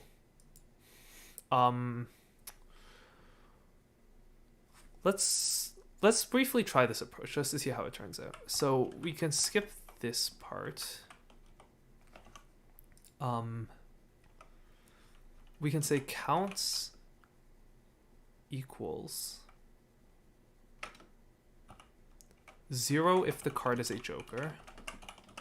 Otherwise, hand.count card for card in hand. And so we want zeros in place of the joker. And now we can say counts.sort reverse equals true. So that will sort it with the largest values at the front. And then we could just say count 0 plus equals hand.count j. And now for the key value, we can just return counts. That didn't work.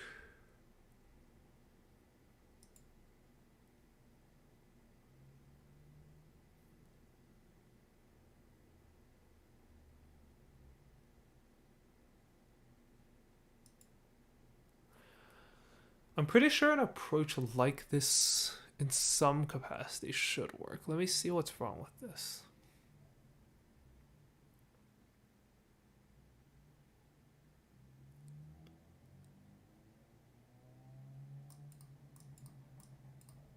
Oh.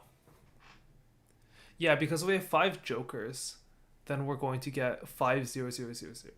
Right. Actually, I feel like this just doesn't work in general. Because if we have like 4 aces and a 2, that will give us 4 4 4 4 1. But if we have 3 aces, a joker, and a 2, we'll get 4 4. We'll get 4 3 3 1 0. And so it's still not going to be sortable, because even though the first value is the same, the second value isn't going to be. Okay. Let's just stick with the previous solution of just substituting the joker for the most frequent card. I think this is a much more direct and elegant solution than tampering with the count array artificially. Yeah, I think I like this solution better. Let's just stick with this one. So to recap, basically the key observation is that you can sort by the sum of the count array, where a larger total count is better. So 5 of a kind is 25, 4 of a kind is 17, etc. And so then you can also observe that there is never a situation in which you don't want to replace all of the jokers with the most frequently occurring other card. And so adding in a special case for all 5 J's, all we need to do is find the most frequent card and then substitute all the J's. So yeah. Okay, I skipped a question in chat earlier because I wanted to get into it. Okay, yeah, someone asked, what's the best way to get into competitive programming? Okay, so one website that I would really recommend is Demodge. I'm not associated with Demodge in any way. It's just a platform that I've used a bunch in the past. So on Demodge, you get access to a bunch of problems. A lot of problems. There are almost 100 pages of problems now. And the nice thing about it is you can look for problems with an editorial. So this little book here means editorial. If you look for problems where there's a check mark here, you get access to an editorial, which basically gives you some hints about the problem. There's also a has editorial filter here. You can search for problems that you want if you are looking for any particular keywords. You can show the problem types. So for example, if you want to look at dynamic programming problems specifically, you can filter by problem type. And it'll also show you the other types. So for example, here's one that does dynamic programming and graph theory together. You can also look in categories. So you can ignore this for the most part, but for example, CCC is a Canadian nationwide coding contest. CCO is the invitational, basically like level 2 of it. It's just the invitational after CCC. IOI, I believe, is also here. It's the International International Olympiad of Informatics. So this is a pretty good website because you just get a lot of resources, and I don't think it has any lessons or practice material. It just has a bunch of problems that you can do for practice. As for how to learn, you can definitely find tutorials online that can teach you certain topics. But honestly, the only real effective way to learn is just by doing more practice. So I would definitely recommend Mirage for finding these practice problems because there are just a lot of filters that you can do. It tells you the different types. You can hide the types if you want because it kind of gives you a bit of a hint as to what the approach should be. So yeah, just literally practice. That's all I can really recommend. Cool. What was problem 8? This one. Before we move on to this one, I'll be right back in about 2 minutes.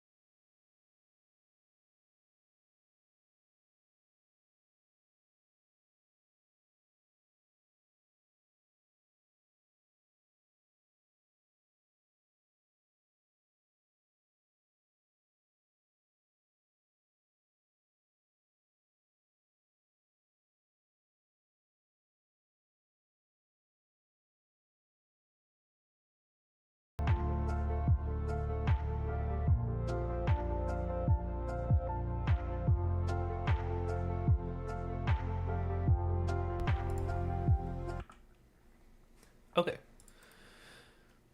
Yeah, so this problem, I really don't like this problem actually because it requires a lot of assumptions for the intended solution, and the general case solution is extremely complicated.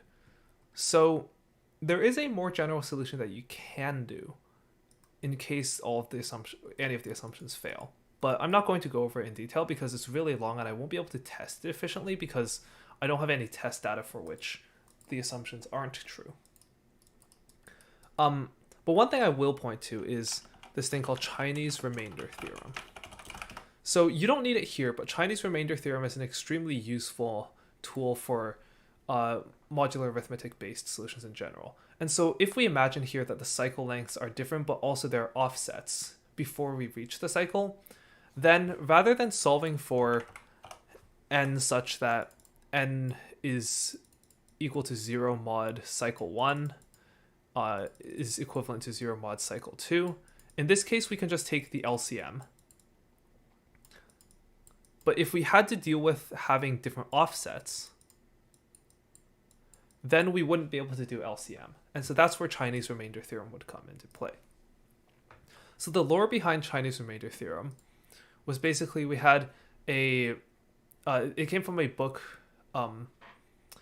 called, I think that's pronounced Suanjing, by the Chinese mathematician Sunzi. So there are a bunch of things whose number is unknown. If we count them by threes, we have 2 left over. If we count them by fives, we have 3 left over. If we count them by sevens, we have 2 left over. And I think there might have been some story, no clue if it's true or not, of a Chinese army wanting to get a head count of the number of soldiers it had. But instead of just counting them all directly, they just asked all of them to like group up into threes and then count the number of leftovers.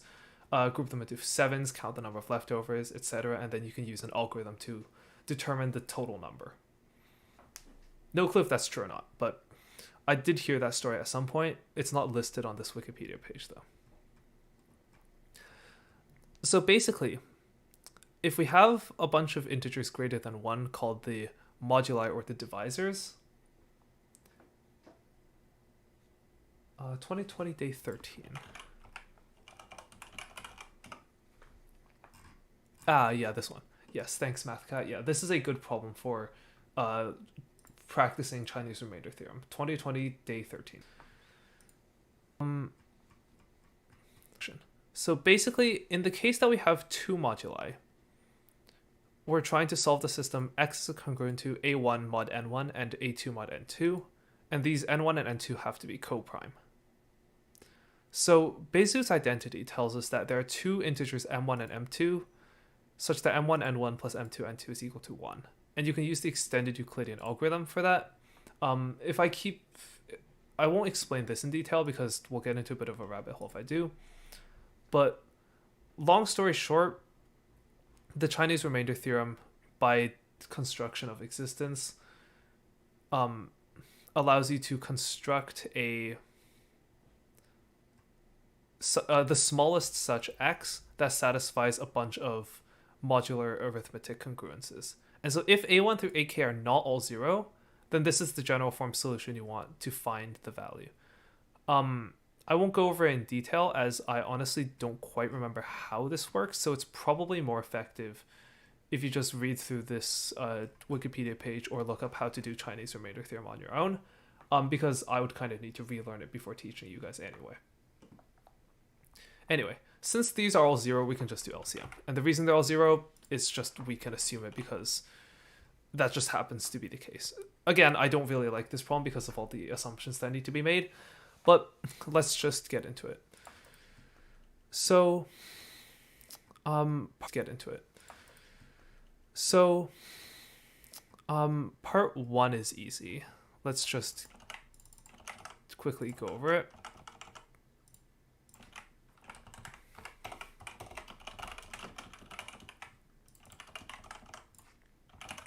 So we're going to do open0.read.splitlines, and what we can do here is we can say in steps blank and then star rest is equal to this. And so steps will be assigned to the first line, which contains the left and right. Blank will be assigned to the empty line in between, and then rest will be the list of all of the remaining values. And so now we want to construct our network. And so for each line in rest,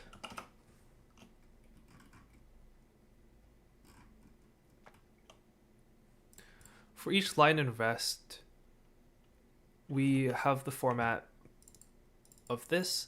Yeah, this is a case where I'll use regular expressions for parsing, just to make things a bit easier. So the source, the left, the right, is going to be re.findAll. 3 A to Z digits, 3 uppercase letters. Actually, let's not use uppercase letters because the test case for part 2 will break this. We can use \W to match any word character. So that includes letters and includes numbers, but it doesn't include spaces or symbols. And we want to match exactly 3 of them. And then we can just do network of source equals pair of left to right.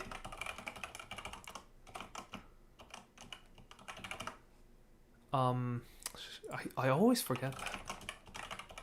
And that will give us our network. So we see that AAA maps to triple B on the left and triple C on the right. Triple E always maps back to itself, etc. for part 1, this is pretty simple. Count equals 0 and position equals AAA. And then we can just do while position is not equal to ZZZ. The current step is steps at count mod length of steps. So instead of rotating the steps string each time, like instead of mutating it, we'll just rely on the current number of steps, and then we'll take the module.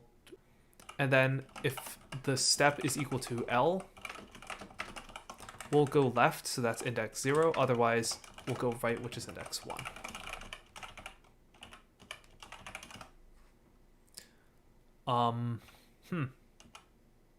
I did something wrong here, didn't I? Oh yeah, I didn't increase the count. That not only breaks the output, but also breaks this thing here. Okay, and so that gives us our answer of 13207 for part 1. Moving on to part 2, just to recap. Basically, we want to start out all the nodes that start with A, and then we want to wait until all of them are concurrently on nodes ending with Z. So for position start in network, so this will loop through the keys, which gives us all possible positions. If not starts with ends with an A, then we will skip this. Otherwise,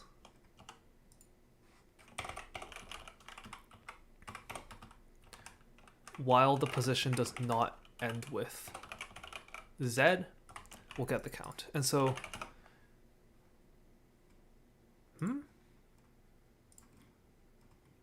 what's the problem here?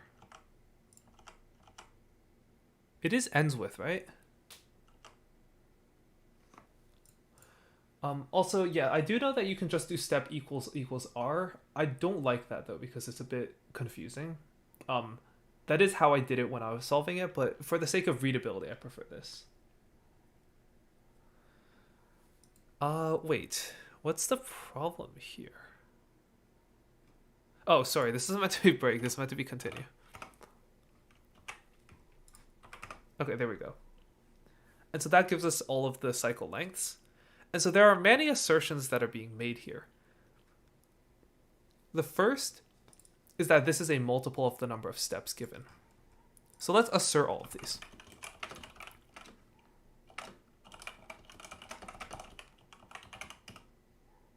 Okay, so that assertion passed, which means that, sorry, let me pull in the test case here to make things more interesting. So this assertion failed. Ironically enough, the test case actually breaks this assertion, but it somehow still works regardless. However, the real test input acts this assumption, because the general case when this assumption is broken is a lot more complicated to deal with. So it's skipped over in the test case because it happens that the test case is constructed in a way that happens to make this this parity not matter. And the issue with the parity here is basically once we've completed the loop, we're at a different position in the cycle.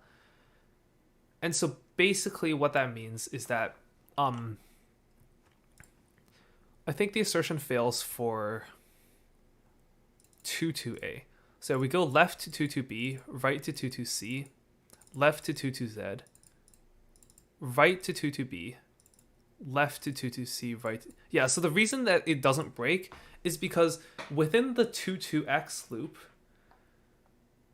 the cycle does not care about which direction you take. And so the only reason that this test case can break the assertion without failing is because this map here, this cycle, it doesn't matter which direction you take.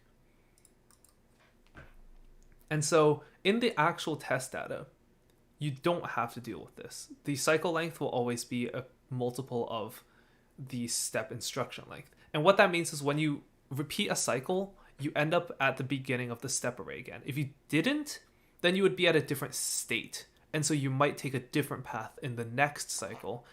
And so you would have to deal with all sorts of complicated math there.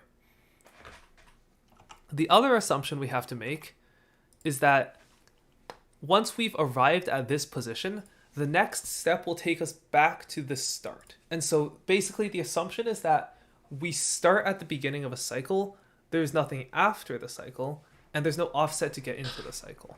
So we also want to assert that the network of the current position, the one that ends with Z, at 0 if steps 0 equals L. So basically we repeat the first step once to see where we would go, and we want to make sure that this is equal to the start. Oh, that assertion actually fails. How does this solution work then?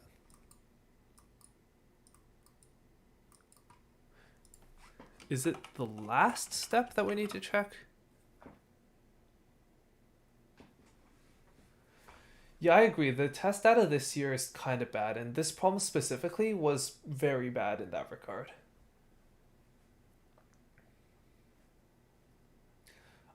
Part 2 on day 10, there is no real special algorithm or observation. There are a bunch of smart approaches to it. There are a bunch of... Yeah, like Batlin said, you can... It's just a test for whether a point is inside a polygon or not. And it is a simple polygon because there is no self-intersection. So if you're not sure how to do that, you may want to just look that up. But I will go over a couple of methods of checking that. Anyway.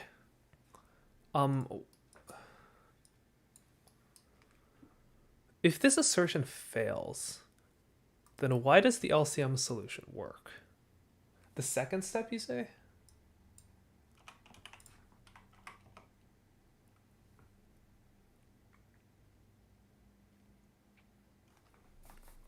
I'm a bit confused about this assertion here. Let's print out these values and see what we get.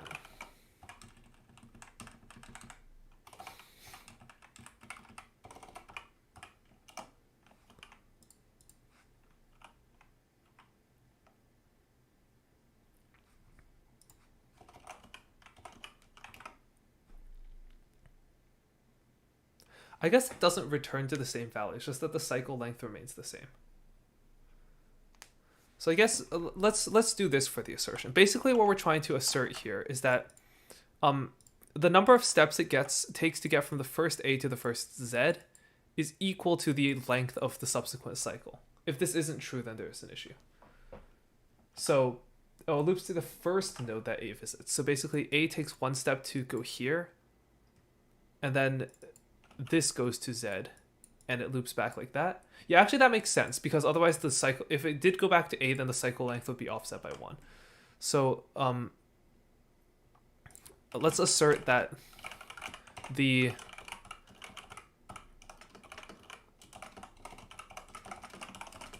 first value reached, so if we take a step from the start value, should be equal to if we take a step from our current end position. No, that still doesn't work.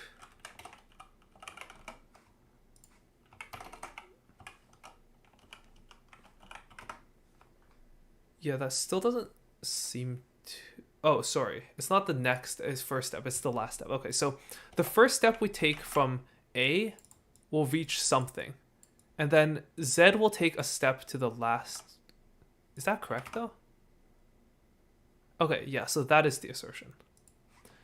The point either way is that we need to make sure that the length of the cycle is the same as the length that it takes A to get to Z. And it happens in this case that it's a simpler version where Z just goes back to the value that A first reached. Okay, perfect. So with these assertions in mind, now we can just fold on LCM. And so we can say total equals 1. And then each time we get a count, we can just make total equal to the LCM. So in my video, I was doing math x times y divided by GCD because I didn't know that math had an LCM function. But we can now just do total equals math.lcm of total and count.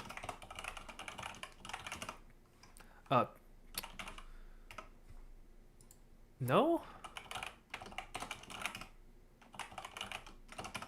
What's the version?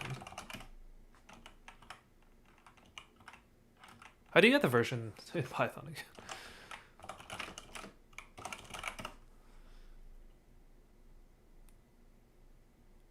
Sys.version. version. Oh wait, it says right here, 3.8. Is my Python out of date? I think my Python's out of date. I think Python is already at like version 11 or something. Either way, let's just do total times count divided by math.gcd. Won't bother upgrading my Python right now. But yeah, that will give us our solution for part 2.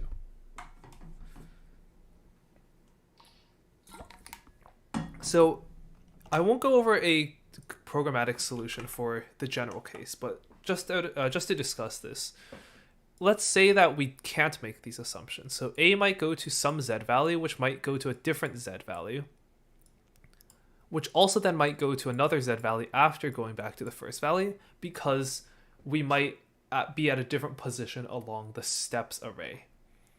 Then once we've figured out this entire thing and we've eventually returned to the same state, so the same node and the same position in the steps array. Once we've returned to the same state, we now have a long cycle. And so we have the prefix to get from A to the first Z, and then we have a long cycle, and along the way we have a bunch of median points. The condition to meet this is that n is either, let's call these x, and then offset 1, offset 2, offset 3, offset 4, and this entire thing we'll call total. Our condition is that the step that we're at is congruent to x mod t, or is congruent to x plus O1 mod t, or is congruent to x plus O1 plus O2 mod t, etc.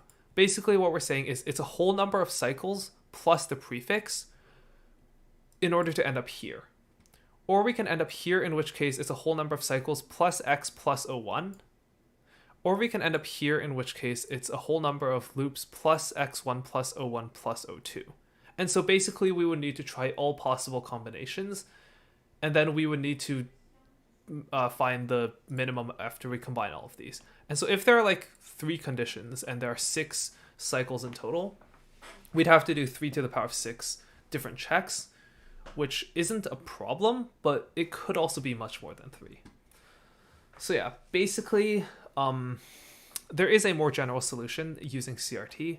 It's just quite complicated. I'm not going to get into it in the interest of time.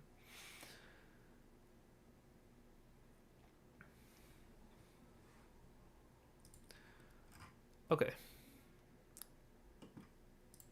Fortunately, we were granted a much simpler day 9 compared to day 8. Actually, arguably kind of trivial for considering it is day 9 and it was on a weekend.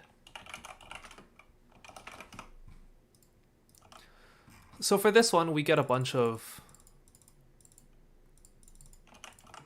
lines of numbers, and we want to extrapolate the next value. And the way the extrapolation works is we take the differences, and then we repeatedly take the next differences until we reach all zeros, and then the extrapolation of each value is just the extrapolated difference in the next difference array plus the last value. So we can do this recursively. For total equals 0, and then for line in open 0, nums is list map int line dot split total plus equals extrapolate nums. And so the extrapolation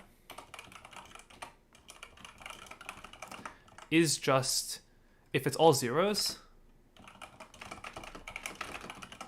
we return a 0. Otherwise, it's just the last number plus extrapolate of the differences.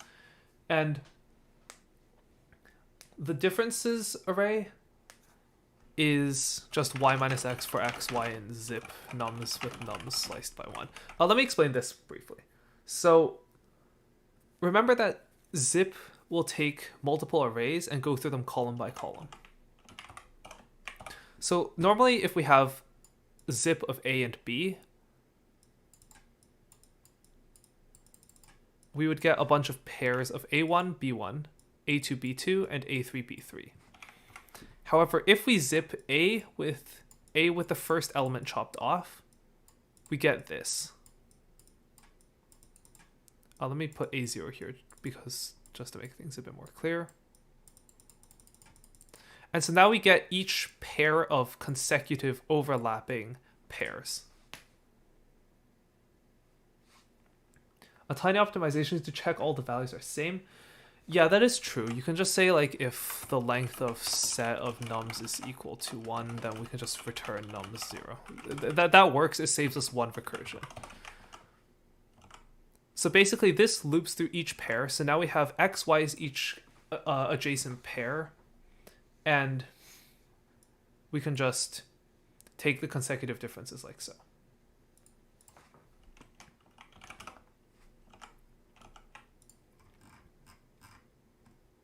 So yeah, that is all there is to it. Very simple for day 9. Part 2, the way I did it was I returned the first value minus the extrapolation instead of the last value plus. But something very interesting you can do is that many people pointed out is you can just reverse the array. Because it's the same thing. If you're trying to extrapolate forward, you can just flip the whole thing around and now you're just extrapolating backwards. It's pretty simple.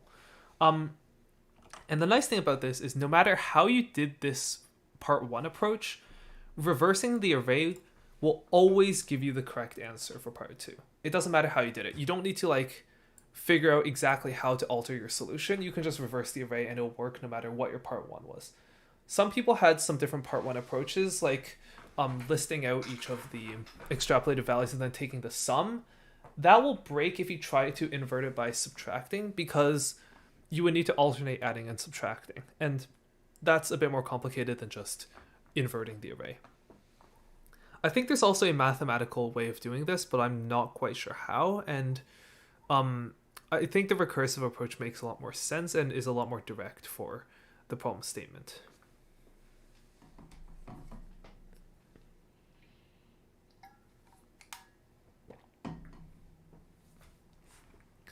Okay. Oh, and I did remember to change the stream topic. But yeah, fortunately, we got a pretty easy one after day 8. That didn't last for long, though. So, day 10 is even harder than day 8. A pretty complicated problem. So, let's get straight into it.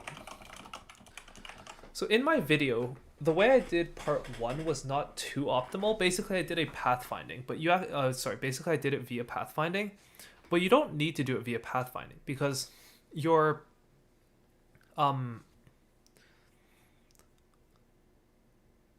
the pipe only goes, like, it's only one pipe. There are no branches or anything, and so you don't really need to pathfind. You can just traverse the pipe directly because there's exactly one way to go. There's exactly one way that you can go. And so what we'll do is, for each pipe, we'll map it to a pair of directions. And then when we reach that pipe, we'll check both directions. One of them will be the direction we came from, and the other will not. Do I use any LLMs for help? No, I do not.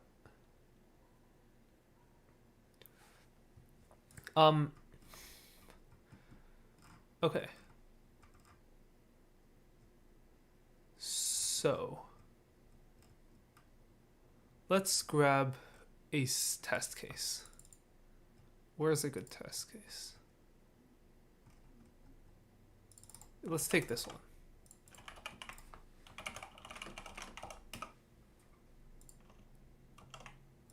Okay. So again, we have a grid, which we can take using this. And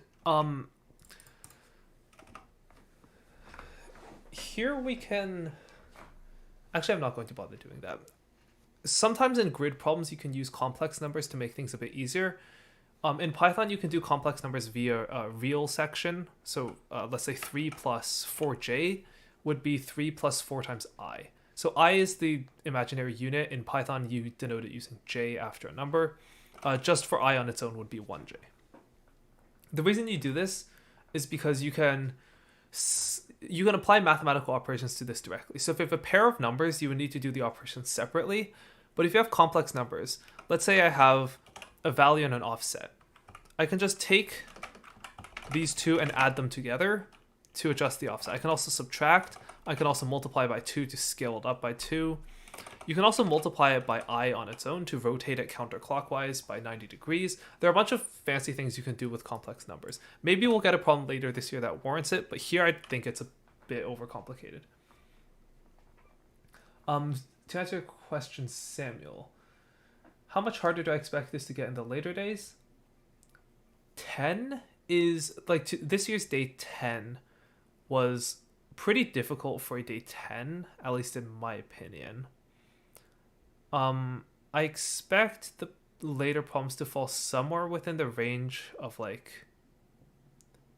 this year's day 7 or 6 and harder than day 10. There will definitely be problems that are even harder than day 10 as we approach the end. But it's hard to really give an estimate because different people find different problems at different difficulty levels. For me, graph theory problems are pretty hard because I've always struggled with graph theory algorithms, but recursion problems are particularly easy for me to figure out. So it's difficult for me to answer that, basically. Okay, so now that we have our grid, we will create a map from each pipe to the directions that it can point at. So directions, dirs is the pipe can either go straight up, so -1 row and 0, or it can go straight down. The horizontal pipe can either go straight to the left or it can go straight to the right. The L-shaped pipe can either go to the right. Actually, let's rename these to make it a bit easier to read. So up is this, down is this, left is this, and right is this.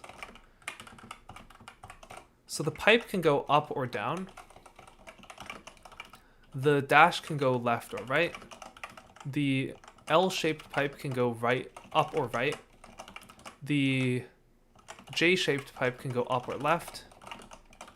The 7 pipe can go down or left.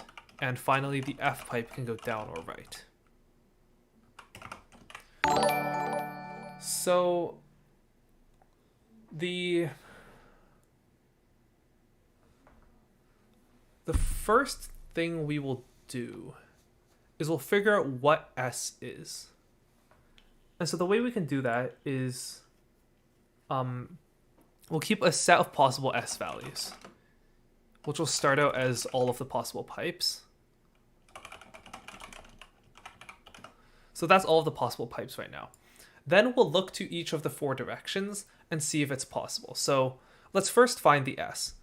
So the way we can do that is for R in enumerate, for R row in enumerate of the grid,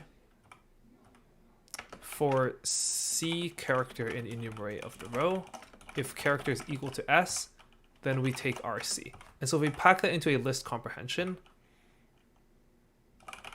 we should get exactly 1 value. And so we can let those be the S's, and then we can assert that there's exactly 1. And then we can let the SRSC equal SS0. And so this will find us our coordinates for S. Yeah, so that's the position of S. Now we need to find what the possible R values are. So let's look to the right first. So if let's look up first. If we are in the first row, then we can't go up. And alternatively, if the above row doesn't let us go down, so if D not in dirs of grid SR minus 1 SC. Let me explain what we're doing here. So this is to check if we cannot go up from the start value. So if we're in the first row, then we cannot go up. Otherwise, we look at what's above us. So SR minus 1, this gives us the character above us. We use dirs to get the possible directions. We can only go up if the above pipe is able to go down. That's the only way it can connect. So if we're in the first row, or if the above pipe doesn't connect downwards, then we can't go up. What this means is that S cannot be on top of a pipe that points upwards. So we'll subtract all the pipes that go up, which are the pipe, the L, and the J. Like that. Now let's check if we can go down. If we're in the last row, or we cannot go up from the character below us, then we cannot go down, so we'll remove all pipes that point downwards. So that's the pipe, the 7, and the F. We can then try going left. If we're in the first column, then we can't go left. And if the pipe to our left does not go right, then we cannot go to the left. So we remove all pipes that go to the left, which are dash, J, and 7. And finally, we check going to the right. So if we're in the last column, or if the right thing on the right does not connect left, then we remove all pipes that point to the right. So that's dash, L, and F. Oh yeah, and one other thing I forgot to consider. There's also dot. So we can just say dot maps to nothing. And also we need to make sure that S values does not include the dot. So at the end, we should get exactly one possible S value. So in the test data, we see here that this clearly must be an F because we can't connect upwards, but we can connect to the right and down. So it's an F. And in my input, S is a vertical pipe because above is a 7 which connects down, below is a pipe which connects up. We can't go left because it's a dot, and we can't go right because this pipe doesn't connect to the left. So we can assert that there is exactly one possible S value, then it doesn't matter. So if there's only one value, then it doesn't matter. It's just a bit simpler than doing a list of S values at index 0, although I think you can also do next of S values. I don't know if that works. It does not. It's not an iterator, it's an iterable. Okay, let's just do it this way then. So now that we have our S value determined, we want to replace it. There's S equals UDLR. That, I mean, Joseph, you're correct, but we want to figure out what the actual value is for later.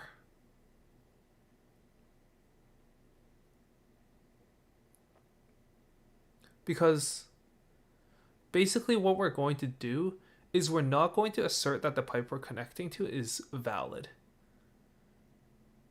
And so we need to know which way we're actually trying to go from S. Also for part 2, I think it matters what S is. So now we can replace the grid value. So grid equals for row in grid. For each row, we'll do row dot replace the literal S with the substituted S.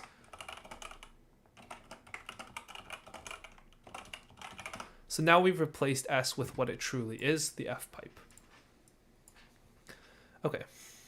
And now we can start traversing around our pipe. So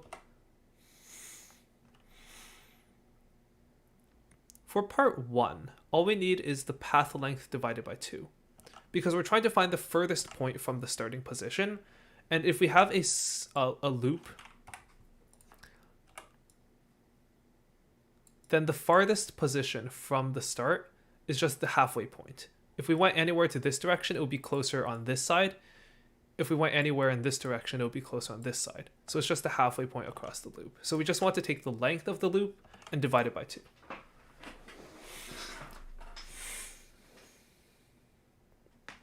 Okay. So the way we'll do that is we'll set the current row position to the starting row position and the current column to the starting column. So we'll just start at the start position. And now we will repeatedly progress around the loop until we return to the start point. So length is going to start out at 1 because we're counting the start position. And now while true, this will be nice if they do while loop, but those don't exist in Python. While true, we will proceed to the next value. And so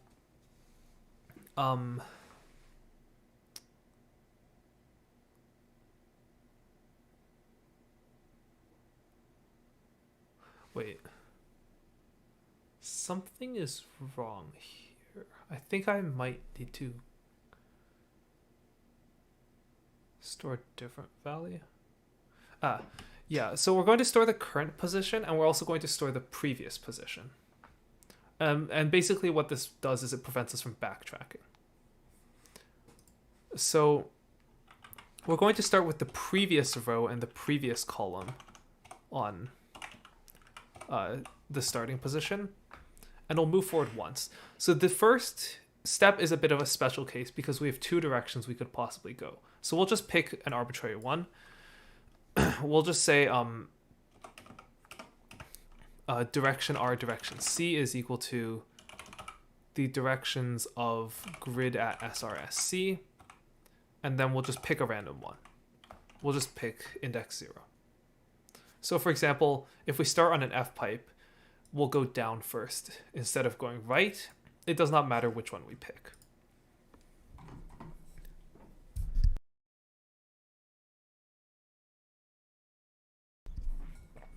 Okay. And so the next row position will be PR plus DR, and the next column position will be PC plus DC. And we'll start with length equals 1. Okay, so now we can do while the next row position and next column position is not equal to the starting row and starting column, we keep traversing around the loop. So the way we'll do this is for each drdc endures of grid nr nc, basically for each direction that we could take from the pipe in the next position, if nr plus dr and nc plus dc, if that's not equal to the previous position, so if it's equal to it, then we are backtracking, so we don't want to do that. If it's not equal to the previous position, we're moving forward along the pipe. Once we found this, we can break. And before we break, we'll update the values. So nr plus equals dr, nc plus equals dc. This moves our next position to the one that we've just located, and then we'll set the PR equal to our current position. So PR PC equals nr nc. So that basically what we've done is we're keeping, as we traverse through our loop,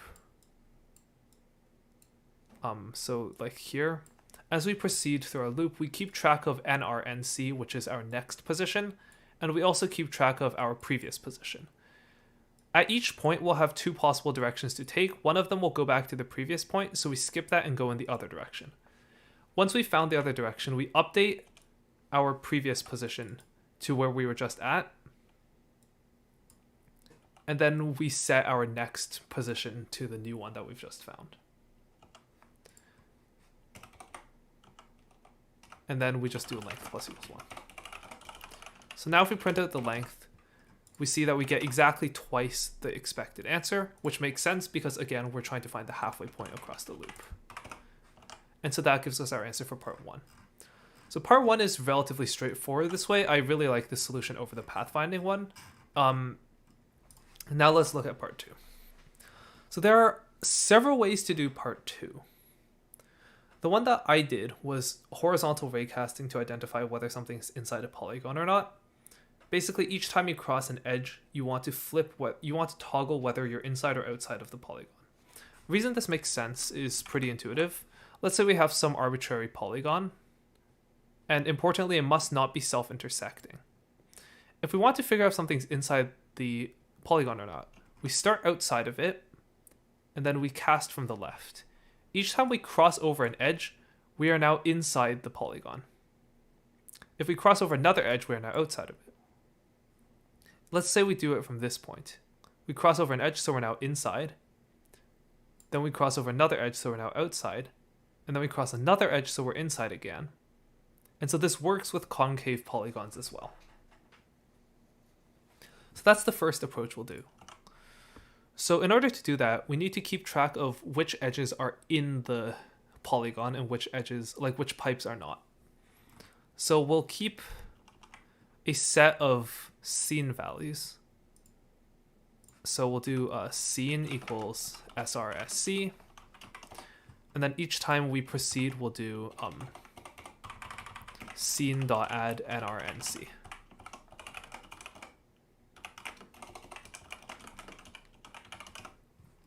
And so now instead of just tracking the length, we also track the coordinates of all pipe values.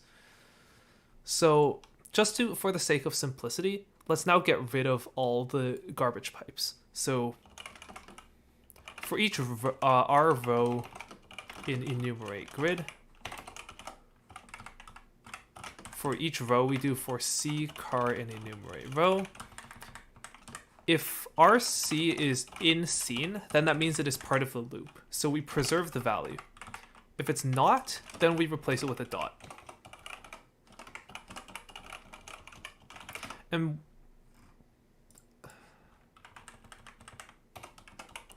we use empty string.join to turn it back into string. Okay, so this is now what we have for our grid. So we've discarded a couple of garbage pipes like this 7 and this dash, for example. Those were not part of the loop. So we've discarded all of those and turned them just into dots. So this is the first approach. We're going to do horizontal raycasting to determine if it's in the polygon or not. So something that I think a couple of people might not have fully understood is what exactly I meant by riding along a pipe. This was a thing that I mentioned in my video. So how do we deal with seeing L pipes? If we run into it horizontally, what do we do there? Does it count as crossing over the polygon or not? It depends. If the pipe goes up on both ends, then as we hit a horizontal pipe, we can squeeze between it and any pipes below it. And so we're not going to count that as a pipe. We're not going to toggle whether we're inside or outside the array. Likewise, if they both point down, then we skip it. If one end points up and the other end points down, then we're going to consider this as crossing the edge. Likewise, if the first one points down and the second one points up, we're going to have to consider this as crossing the edge as well. And so we're going to keep a set of points that are outside of the polygon. And the reason we're doing outside is, actually, is it? No, let's keep a set of points that are inside the polygon. It's a bit more direct this way. And at the end, we can just print the length of the number of points inside. And because we might count some edge coordinates as inside, we'll just subtract scene from that to get the set difference. Now we can start casting through the rows. So for our row in enumerate grid, the first thing we're going to do is a bit of a hack. Remember that I said that if the pipe faces up, if a horizontal pipe faces up on both ends, we want to ignore it. And if it faces down on both ends, we also want to ignore it. Basically, L followed by any number of dashes followed by J should be ignored. How do we do that? We can use a regular expression to get rid of it. So row equals re dot replace, substitute. Wait, how do you Python regex replace all? I want to replace all occurrences.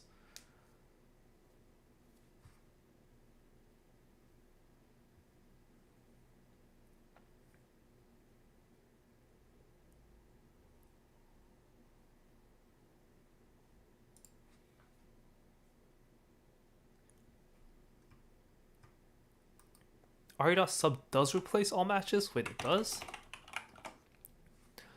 Return the string obtained by replacing the leftmost non-overlapping occurrences. Okay, I see. So it doesn't match overlaps. Okay. So if we see an L followed by any number of dashes and then a J, or we see an F followed by any number of dashes and a 7, those are the horizontal pipes that we shouldn't count.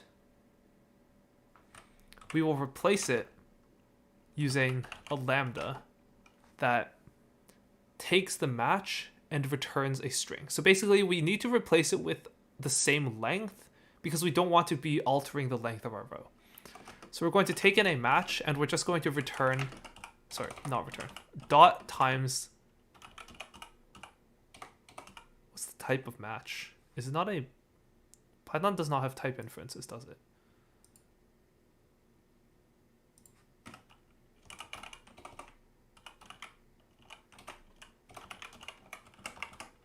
What's the, is there no length function? Span? It gives us 2 integers. Okay. Whatever. I'll just do a match dot group dot length then. Sorry, length of match dot group then. So basically what we're doing here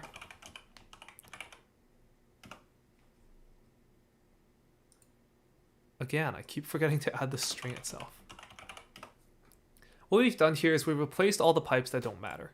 So F7 is one of those pipe lengths that we want to exclude.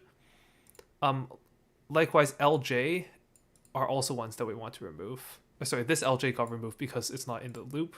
This LJ got removed because it's also one of those horizontal edges that point in the same direction. So now what we need to do is every time we meet a vertical pipe, an F or an L, we toggle whether or not we're inside. We could also toggle when we meet a J or 7, but the key difference is you can only toggle at one of the two. You can't toggle at both. The reason for that is when we cross over F, we toggle whether or not we're inside the array. If we toggled again at L, then we would end up with these two being both inside or both outside the polygon, which is just incorrect. So we either want to toggle at F or we want to toggle at J, but not at both. So let's do the left edges just for sake of simplicity. For C, CH in enumerate row, we will keep track of whether or not we're within the array, and we start outside of it. Sorry, within the polygon, and we start outside of it. If the character is equal to a vertical pipe, an F or an L, then we will flip whether or not we're within the array. Within the polygon. And then here, if we're within the polygon, then inside.add RC. And so that isn't correct, is it? Oh wait, no, I should be pulling in a different test case. Let's try it on this. This should give us 4. If we try it on this mess, it should give us 8. And if we try it on this mess, we should get a 10. And if we try it on the output, we get 4, 7. Perfect. So this is actually simpler than my initial solution, thanks to the regex trick. Basically, the key observation we're making here is you can check if something's in a polygon or not by scanning horizontally, and then if it crosses an edge, we toggle whether or not we're inside. Also, yeah, the test cases for this are very good. Why not remove the characters?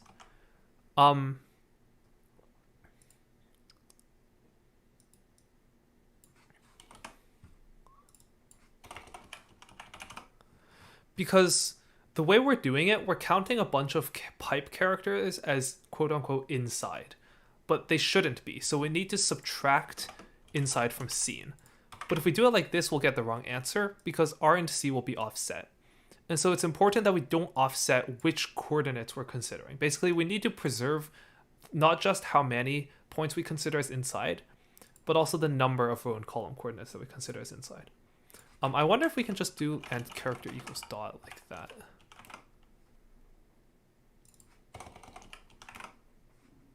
Yeah, I think you can.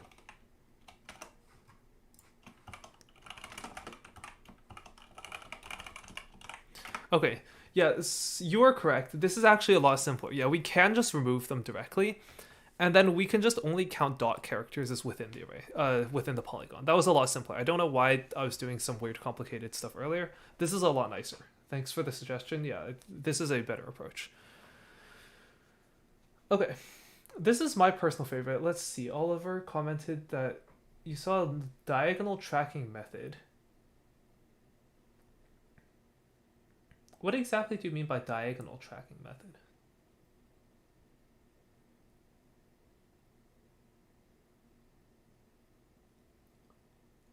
Like instead of sweeping horizontally, you sweep diagonally? How would that work though?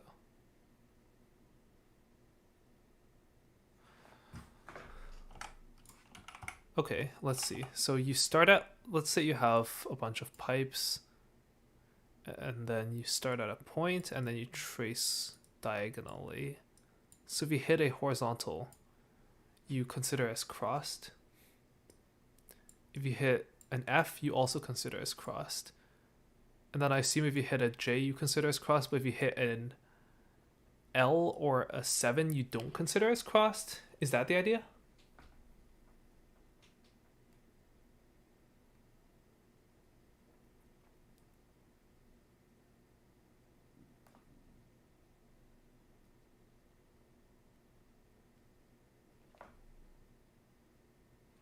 Let's try this.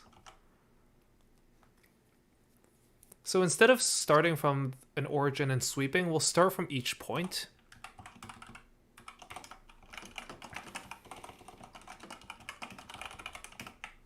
Okay.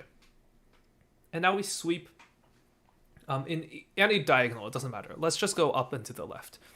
So while let's do CR equals R and CC equals C. So let's keep track of the current position.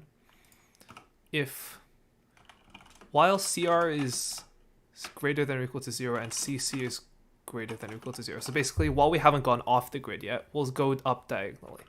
And we'll mark within starts out as false. Each time we cross an edge, we will toggle it just like before. And let's go up and to the left. So like that.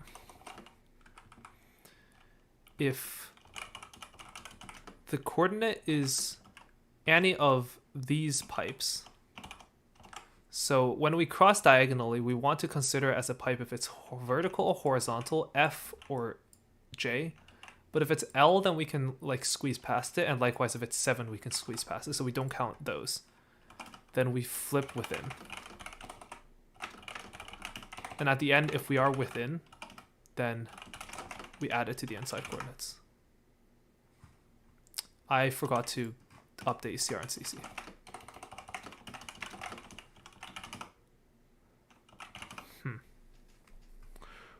I'm probably doing it wrong.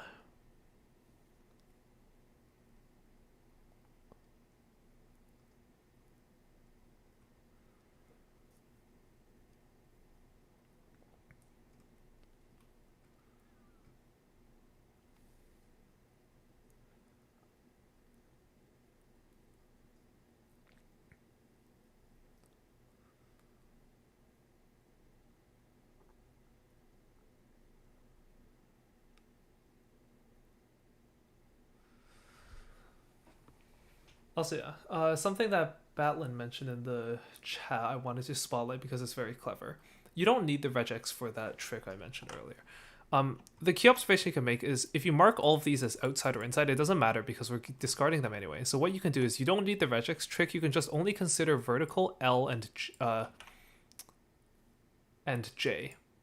What that means is that if we hit an L and a J together, it'll basically be a double negative and it'll cancel out. These will be considered the same, which is what we want.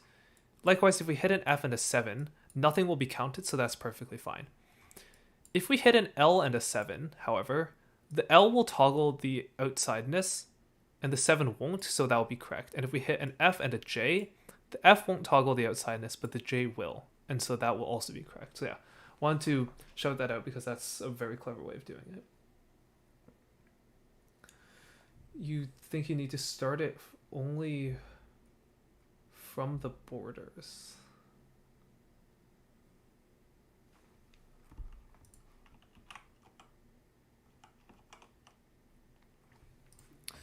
What do you mean by that?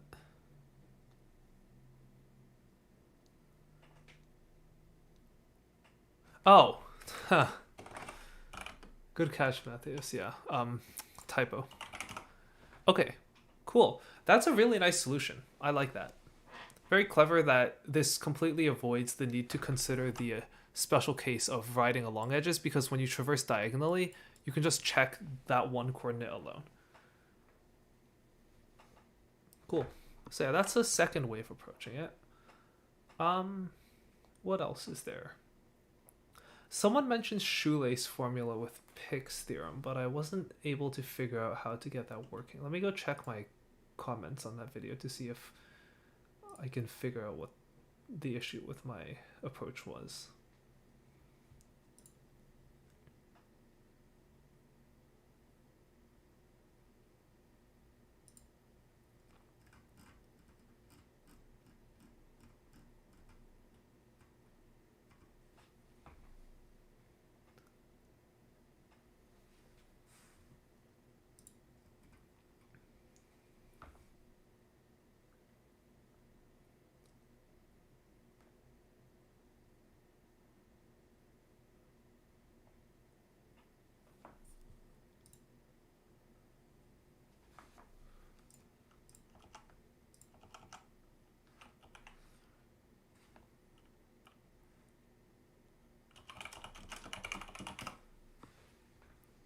Let's take a look at this shoelace formula.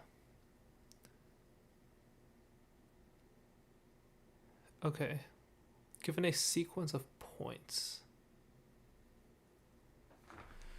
So we can get a sequence of points very easily by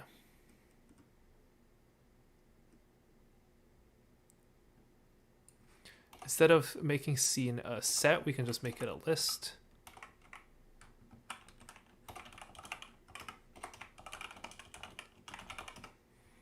So that gives us a list of coordinates. Yep, that seems correct. So to apply shoelace,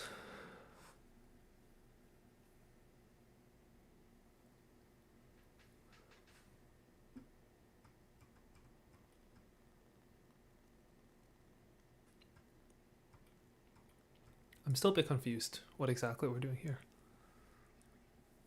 So let's just apply shoelace. So A equals 1/2 of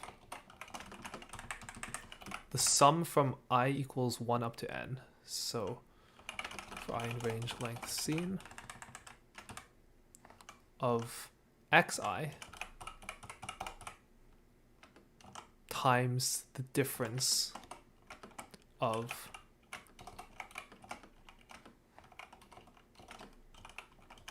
the next y minus the previous y.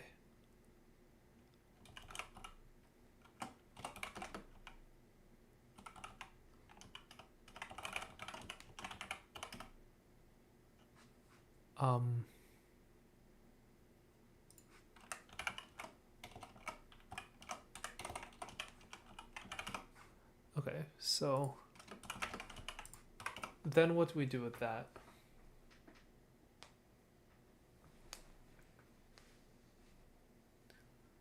Find the number of interior points using Pick's theorem. I'm still not quite understanding exactly how Pick's theorem applies here. Okay, so is this the correct application of shoelace formula?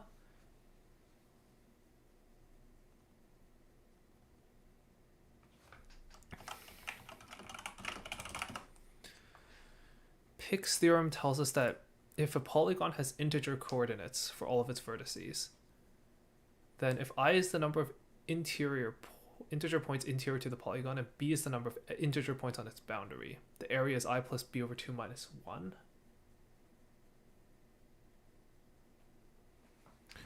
Sorry, Soju, wraparound for the last element?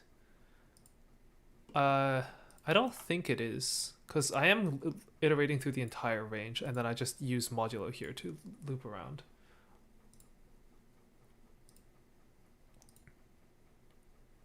We get A from shoelace. So the number of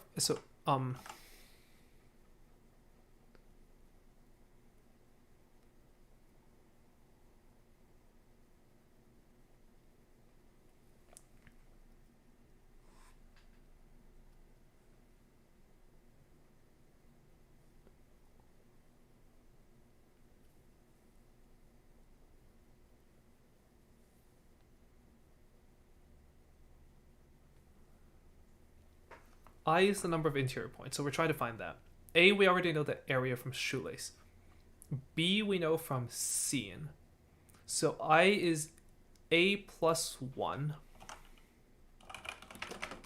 minus B over 2. Wow, that's a clever solution. Okay, that's really smart. Yeah, I really like that. Yeah, so to recap, basically we used the shoelace formula to find the area of a polygon that is wrapped around. And then we want to find the number of points contained fully within. So we use Pick's theorem, which says that the area of a polygon, which is known, is the number of interior points which we want to find, plus the number of boundary points which we know over 2 minus 1. So if we restructure that, we get I equals A plus 1 minus B over 2. And so we can just do A plus 1 minus B, which is the number of boundary points, which is already known from length of scene divided by 2. Wow. Okay, that's a really smart solution. Simpler algorithm we can use. Is there a simpler way to do shoelace?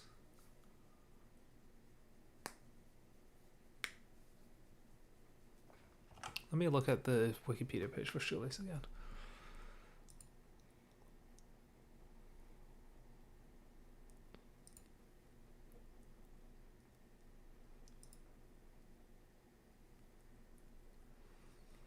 Point and polygon ray casting algorithm. Do you mean we just start from the left and go horizontally, and each time we cross an edge we toggle whether we're in the polygon or not? Because that was the first solution I did. It's the one I did in my YouTube video as well. But yeah, thanks for bringing that up. But yeah, that was the first solution we tried. Let's see, what else is there? Oh yeah, another interesting solution.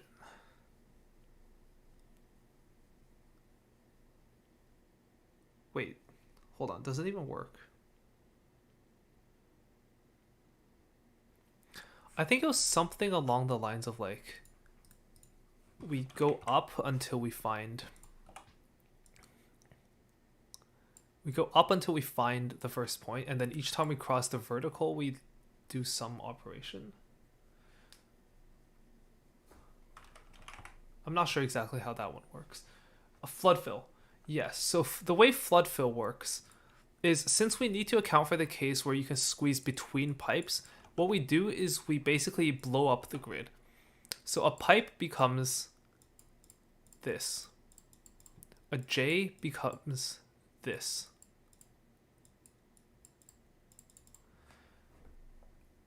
And so, yeah, exactly. We enlarge the grid so flood fill can go squeeze between the pipes. Let's attempt that.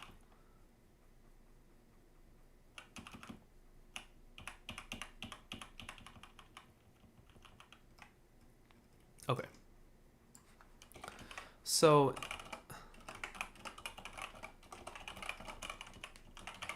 that's our basic grid. Let's get a smaller sample size so it's a bit simpler later on. This is actually the same size. Whatever, this will be fine. I'll just expand the terminal later. But what we're going to do is we're basically going to expand the grid. So new grid, let's call it NG, is going to be an empty list for now. For row in grid, we'll need to keep track of 3 separate tracks: top, middle, and bottom. So top equals empty string, mid equals empty string, bottom equals empty string. And then we can say for each character in row, we will keep we will create a map of expansion. So let's call it expansion. So dot just becomes a 3x3 of dots. A vertical pipe becomes this.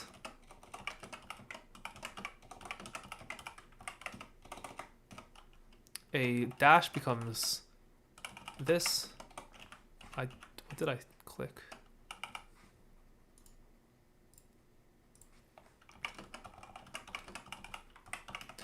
A L becomes this.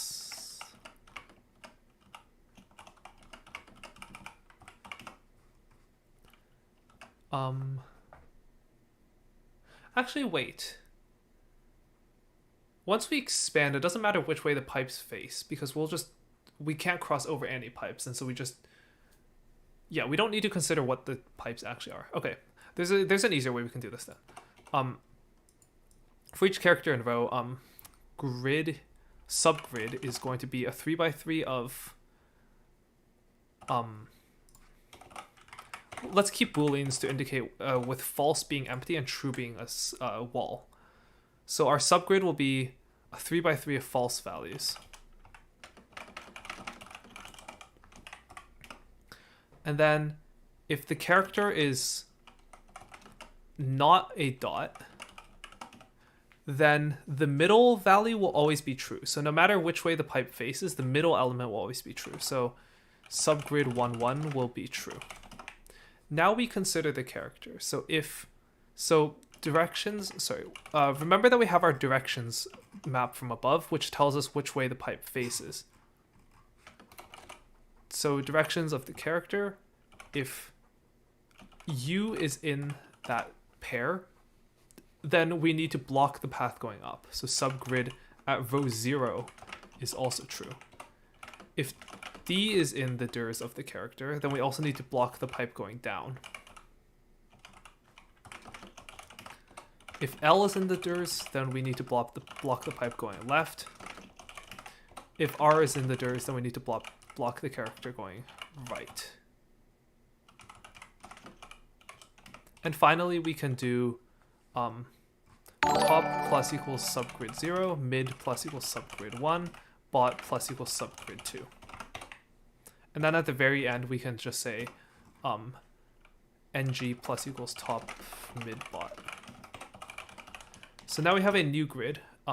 Let's format this a bit better. For row in ng, for wall in row, print # if wall else dot, and end with an empty string to print them all in one line. And this is what we get for our test case. So yeah, now we have expanded out we've basically exploded the grid, so it's now 3 times as large in both dimensions, and that means that we are now able to squeeze within pipes because we've now put space between them. Isn't it better to use some character other than dot so you know which ones are the original dot and which ones are the new ones? True. It is enough to double it. Oh, I think you are right, yes. But let's just stick with this one. It's a bit simpler this way. At least in the way I visualized it. If you mark the dots on each side of the pipe as you watch, say one on the left and O on the other, you don't have to worry about the gaps. I'm not quite sure I understand.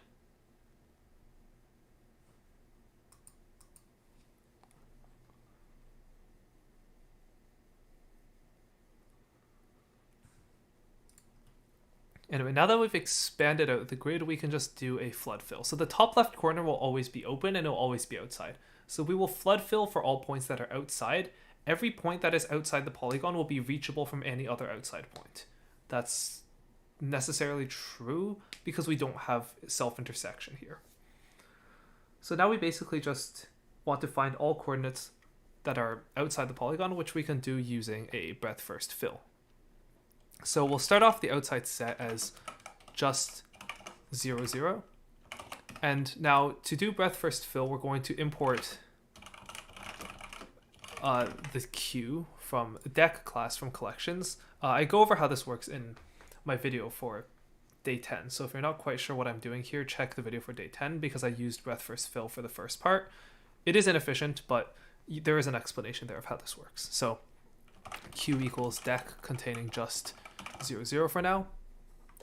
And now we can just do while Q RC equals Q dot pop left for NRNC in R plus 1C, R minus 1C, RC plus 1, RC minus 1.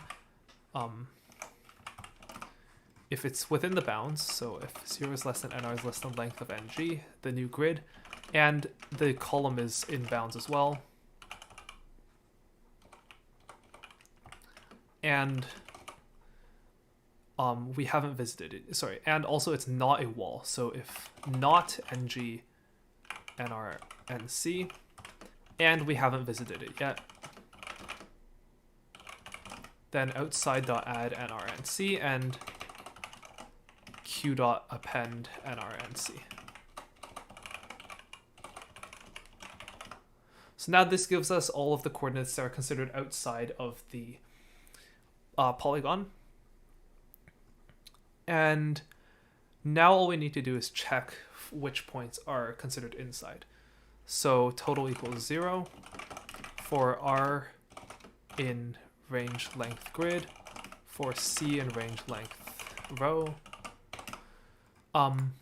Basically, what we're going to do now is check if it is within. So if it's in the loop, then we continue. And if it's within outside, then we also continue. But remember that outside has been expanded. So instead, we're going to check if R times 3 plus 1 is within outside.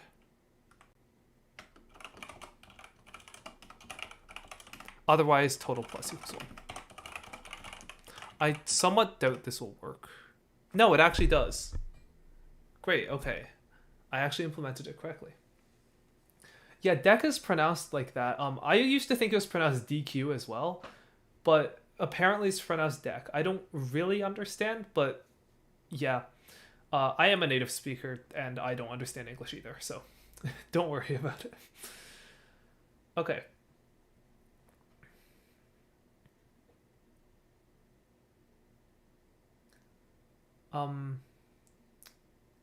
Hat Glove said if you paint outside the left side of the tunnel red and the right side blue as you walk, it makes flood filling easier.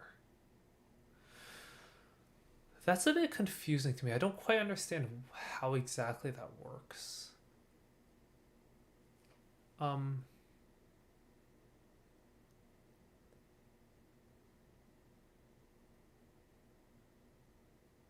You'll probably have to elaborate on that a bit more for me to understand how exactly...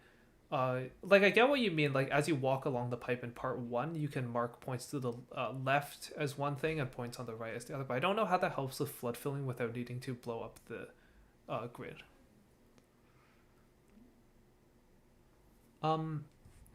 What other solutions are there? I think there are other approaches to this.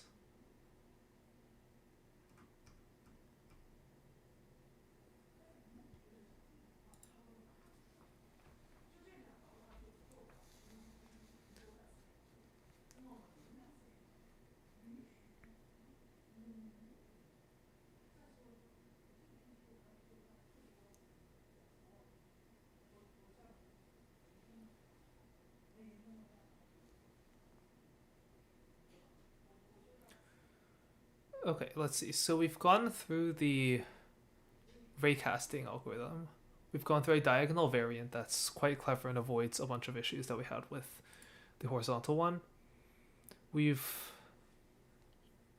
used shoelace and Pick's theorem for a very clean part 2. We've expanded out the grid and done a flood fill that way.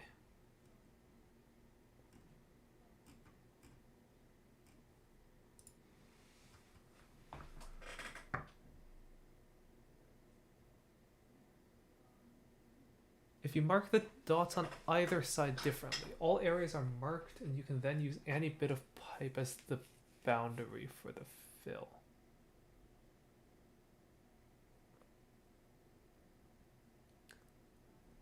Oh, so do you mean basically like as you go around the pipe, you mark any dots as some color, and then you you have blue dots and red dots, and then you apply a fill to both.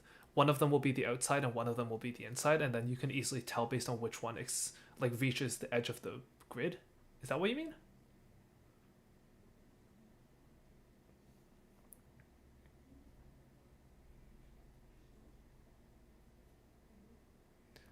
Um,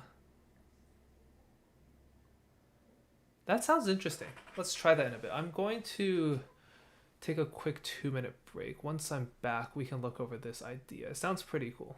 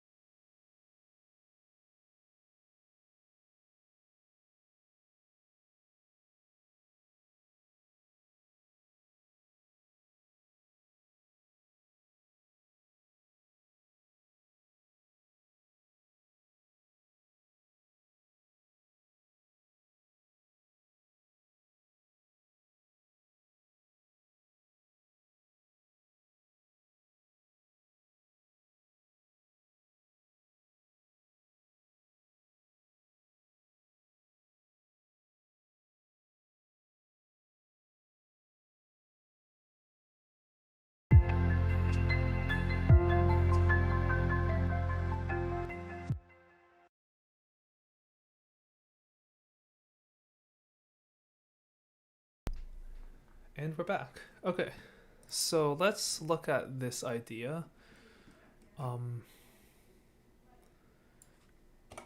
Basically, the idea is as we go around, we're going to mark points on the left as one color and points on the right as another. Interesting. So let's keep a set called red and a set called blue. So how exactly are we going to mark the left and right side?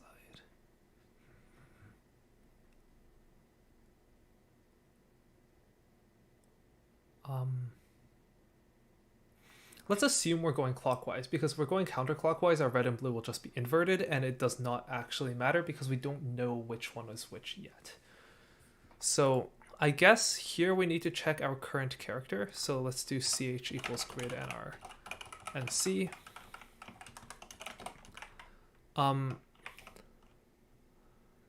If ch is a vertical pipe, we'll mark the left as red and the right as blue. So red dot add nr nc minus 1, blue dot add nr nc plus 1. If ch is a dash, then we're assuming clockwise. So wait, no, but this wouldn't work, would it? How do you mark how do you determine which side is which? Because we could either be traversing upwards or downwards. So how would we differentiate that?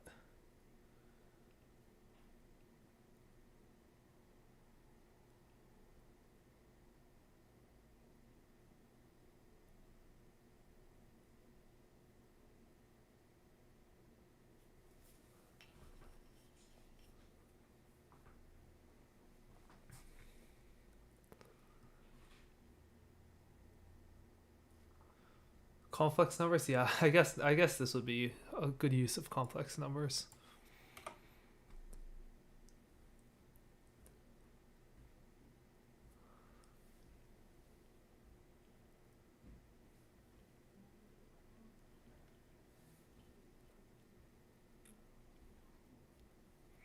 Okay, so we can figure out direction of travel by just looking at this. So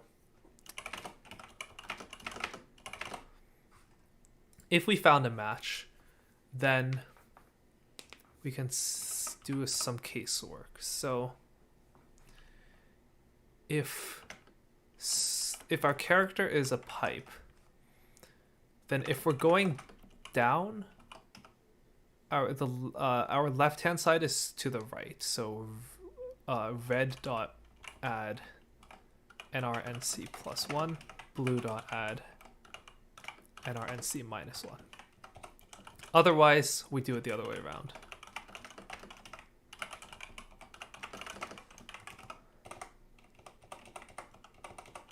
If the character is a dash, then if we're moving to the right, our left side is above.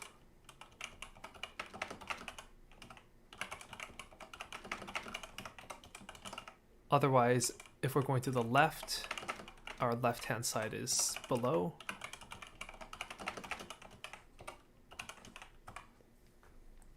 You only mark dots and you walk the pipe in a clockwise direction, keeping track of which is left and which is right. Okay, I see. Oh yeah, I need to check if... Actually, we can just differentiate this at the end. Like, we can just remove non-dots from red and blue afterwards. Otherwise, if the character is an L, then if we're going to the right, then both points are to our right-hand side, because as we go down and to the right, these points are both to our right-hand side. So blue dot add nr nc minus 1 and nr plus 1 nc. Otherwise, we add these both to red. I'm sure there's a better way of doing this than just a bunch of cases, but this is more explicit and a bit easier to figure out. The program I'm using is Excalibur.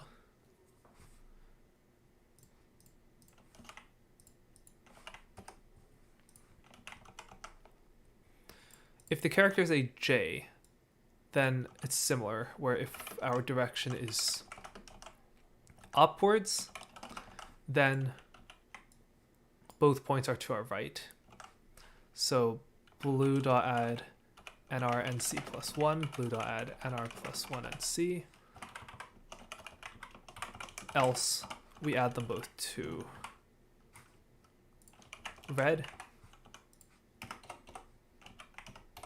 Otherwise, if the character is a 7, then if we're going left, both points are to our right. So nr nc plus 1, nr minus 1 nc. And finally, if we're going in an F shape, then if we're going down, both points are to our right. So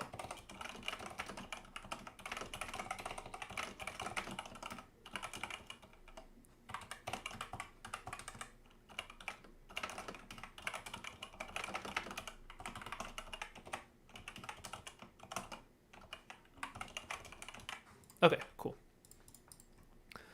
So now we have a bunch of red and blue points, and we'll remove anything from the path itself. So red minus equals seen and blue minus equals seen. So let's take a quick look. So if we bring a simpler example like this one, let's do for R row in enumerate grid, for C call a character in enumerate row. If RC in red print R for red. Otherwise, if it's in blue, print B for blue. Otherwise, print the actual grid character.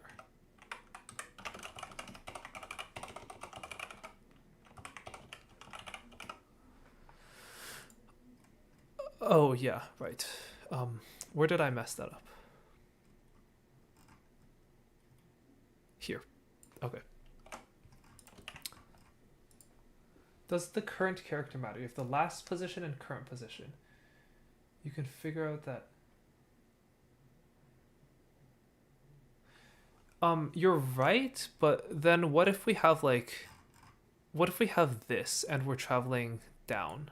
This would be left and this would be right. And so we would have a J with a pipe and a dot like that. So we'd mark this as left and this is right, which we would remove this later with the blue minus equals scene. But what about this point here? Or does it not matter?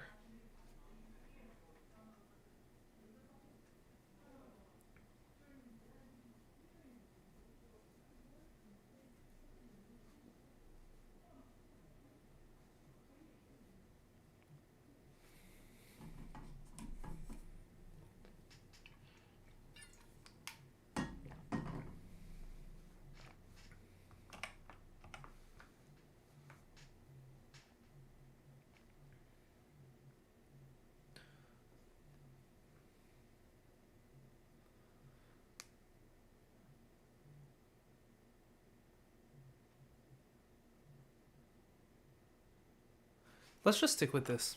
Not gonna bother going back and changing it. It matters, but you'll look left or right of both the last position and the current position. Oh, I see. So the idea is that when we move down, we're going. Okay, so let's see. For I'm running out of these variable names are getting a bit confusing. For let's call it reference row and reference column in both the previous coordinates and the next coordinates.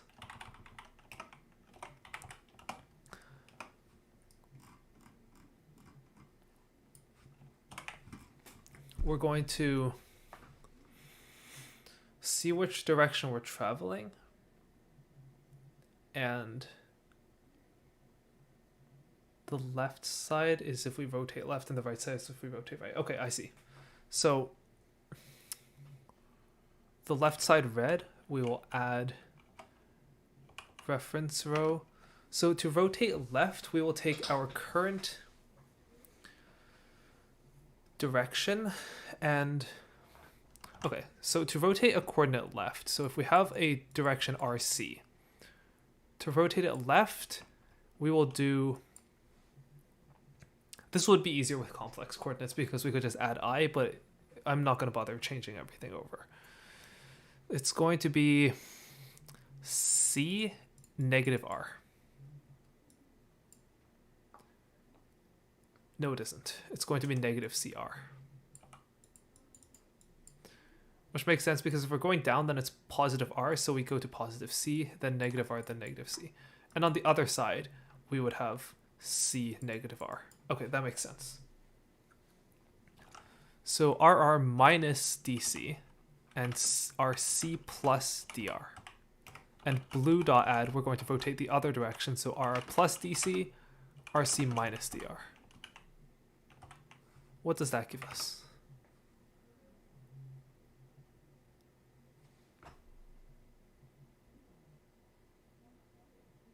That seems to work. But wait, these coordinates here are still not being colored.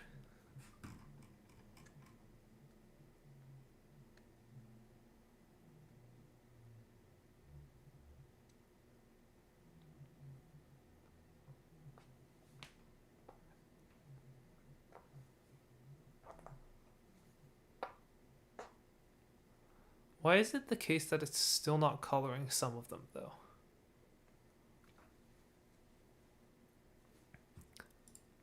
Do I perhaps need to move this after the reassignment? Nope, that just offsets the issue to the other side. Oh, no, it doesn't. It's only this coordinate that's not colored, and that's because it's next to the starting position. Okay, I see. Does that matter, though? I don't think it does. I think we can just ignore that one case.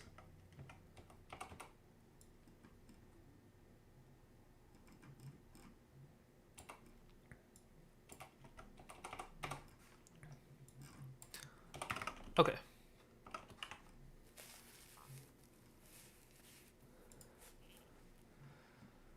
So, now the idea is we basically do a flood fill on both. So for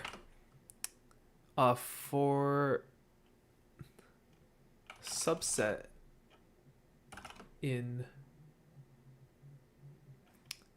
red and blue, so for each of these sets we will apply a fill operation. So Q from collections import deck.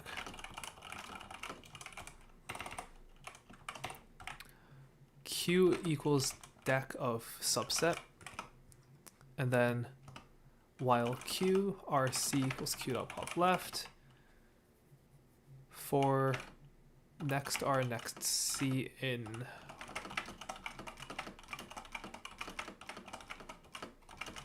like that. If it's in bounds,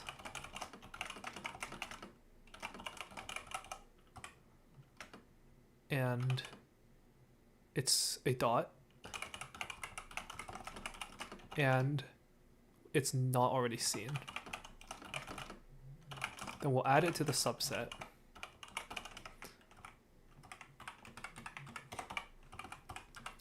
And we will append it to the queue.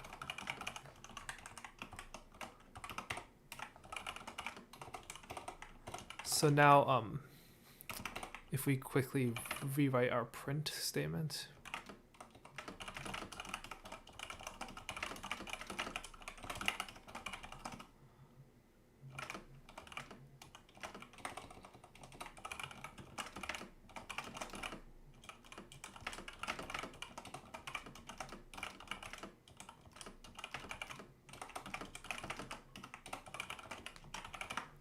Okay, cool. So now we've applied a fill that now fills in blue and red. And now all we need to do is check which one is on the outside. And to do that, we can just see which one contains any point along the edge.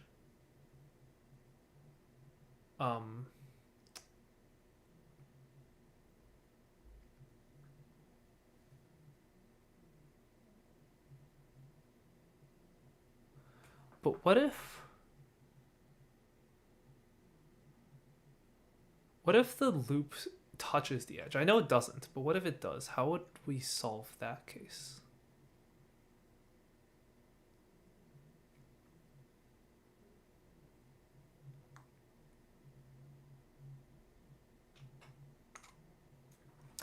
I think what we can do is also allow edges. So if this is true, or NR is equal to -1, or it's equal to the length of grid, or it's NC is equal to -1. Yeah, so this will allow for exact edges and it won't propagate further beyond. So now we just need to check which set contains the outside edges. So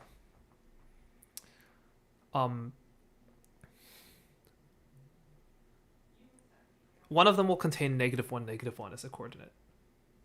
So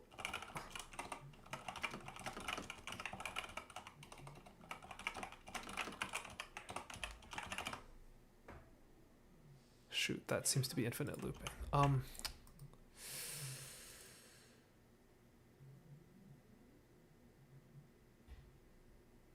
Oh yeah, because I'm allowing for it to go off indefinitely.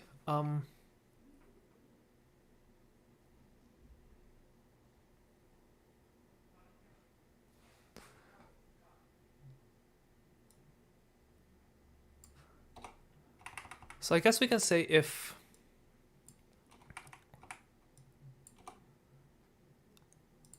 it is within the bounds, but with one stretch, like with one more row and column tacked on, and it's either out of bounds, so it's either out of bounds or the grid is a dot.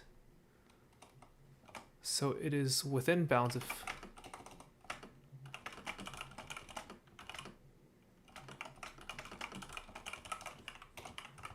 this is messy, but it works, so whatever. Okay, so one of these sets will contain -1, -1. That one is outside, the other one is inside.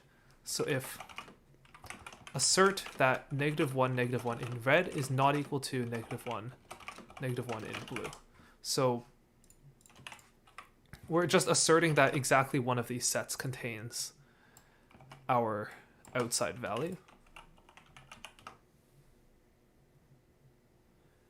And so if red is the outside set, we print the size of the inside set. Otherwise, red is the inside set. Cool. That's a clever solution. I really like that. Okay, so I think that's probably all we'll have time for today. But to recap the solutions we've come up with, there were a bunch. We had the horizontal raycasting, where we went through row by row, and each time we cross an edge, we toggle. There were a couple ways to deal with the the horizontal edge case. We can either use a regex to delete the edges that face the same direction, or something someone in chat mentioned that was pretty clever is we can only count pipe L and J, only the upward facing ones. The downward facing ones don't count. So if we have two upward facing ones, they'll cancel each other out. And if we have two downward facing ones, neither will apply. That was pretty clever. Then we had the diagonal raycast, where we started at each point and went up and to the left. Anti-diagonal works, but essentially that means that we don't have to consider riding along an edge, and instead we can just say if it's vertical, horizontal, or it cuts across the path, we will count it as toggling, but not if it doesn't cut across the path. And then we had shoelace theorem plus Pick's theorem. Shoelace formula plus Pick's theorem, which basically meant that we could use shoelace formula to determine the area of the polygon.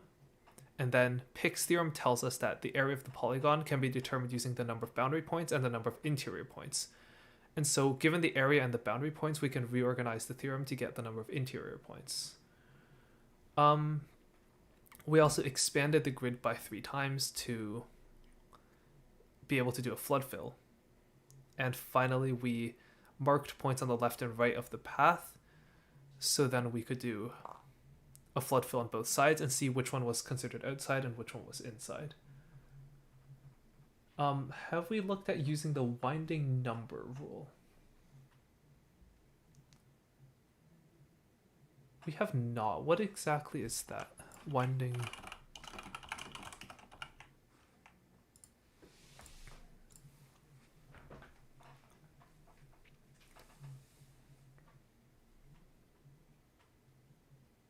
I'm a bit confused at how we would apply this here.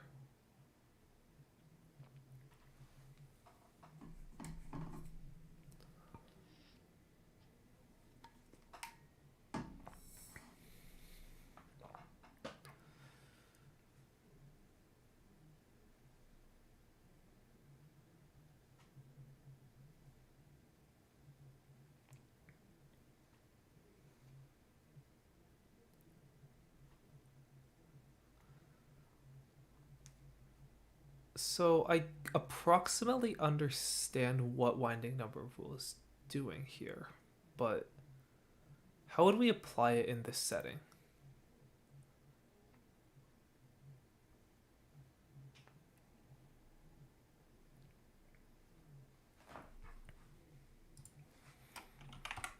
I guess let's say we have some sequence of pipes.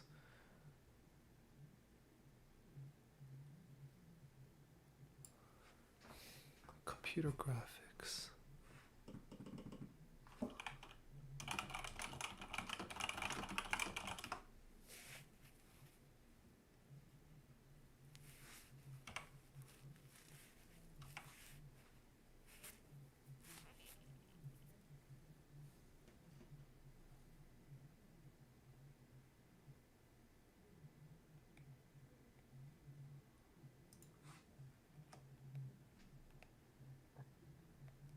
My internet's behaving a bit weirdly, so there we go. Non-zero rule, is this it?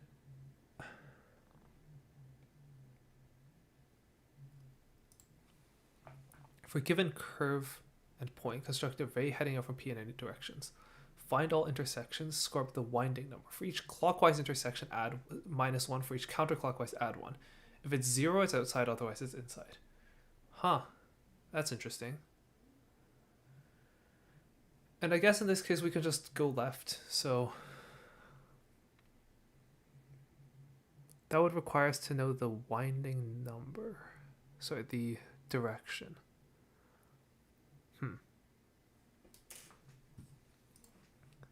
And how do we handle horizontal edges? I guess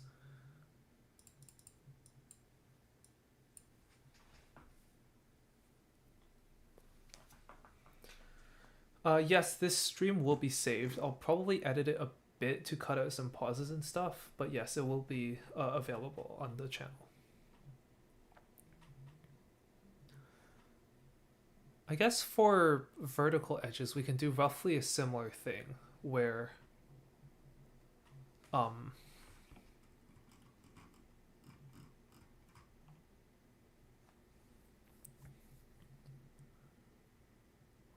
we only count either F or J, I guess.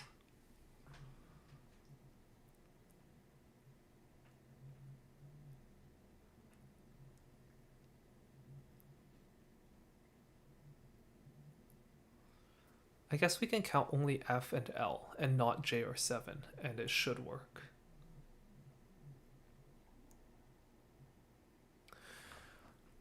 And then at each position, we need to remember which direction it's going. So that shouldn't be hard. We can just convert scene. Okay, let me delete all this first.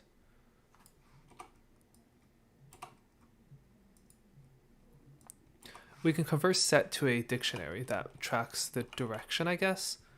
So at the starting position, our direction is DRDC, this first direction that we took. And then at each point, we can, instead of scene.add, we're going to say, shoot, but we don't know the direction. Let's store next there, next.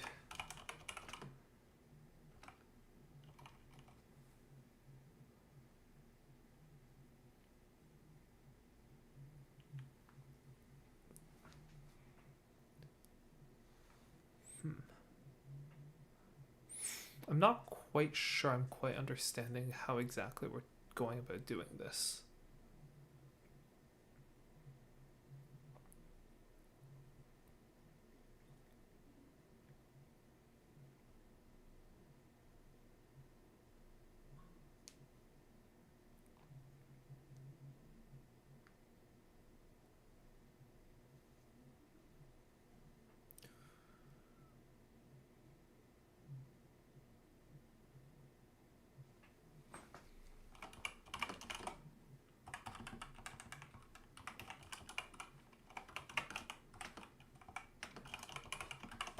I think this probably works.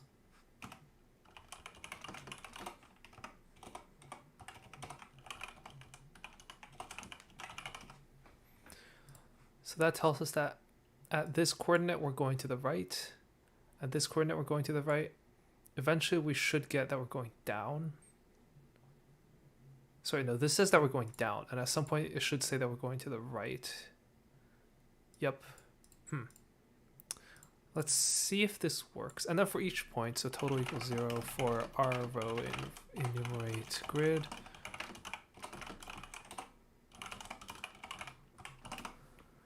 We can start casting to the left. So I'm sure we could essentially raycast from the left, but this will just be a bit simpler. So for each character in row up until C. So if C is not equal to a dot, we can skip it.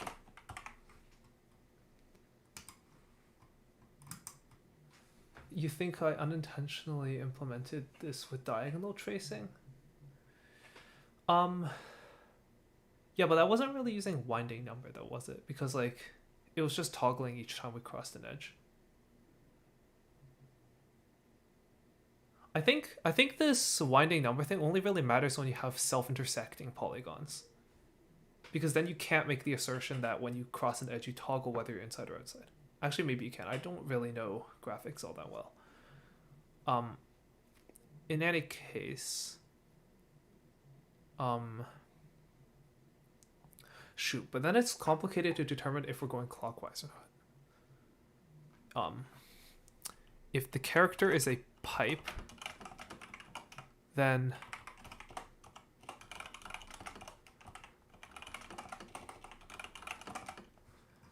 if we're going up, so if the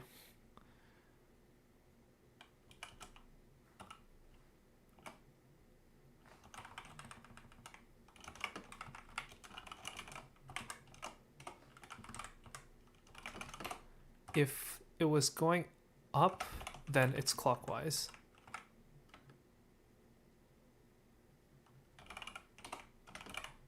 Otherwise, it was not. If the character is an F,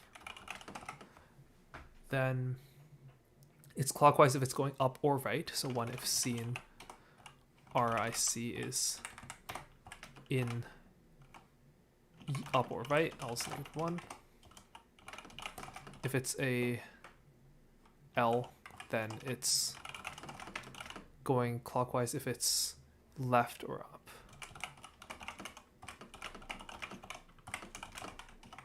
And then if winding is not equal to 0, we add 1 to total. I feel like I implemented this wrong. Yeah, no, I definitely did something wrong here. I'm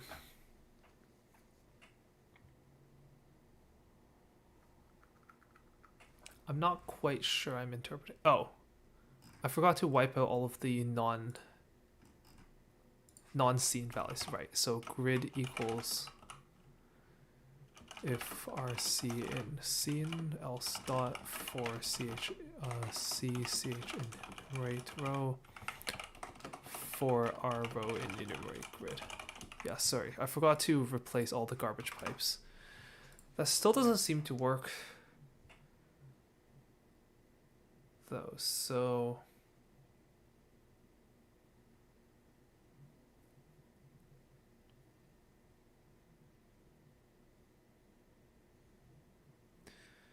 yeah, let me try a simpler test case to see what exactly is up with this.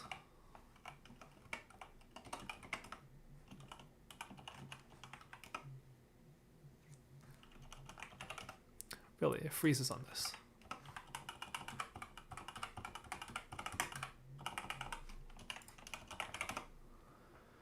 Okay, I honestly have no clue what it's... Oh, wait, I didn't close the loop.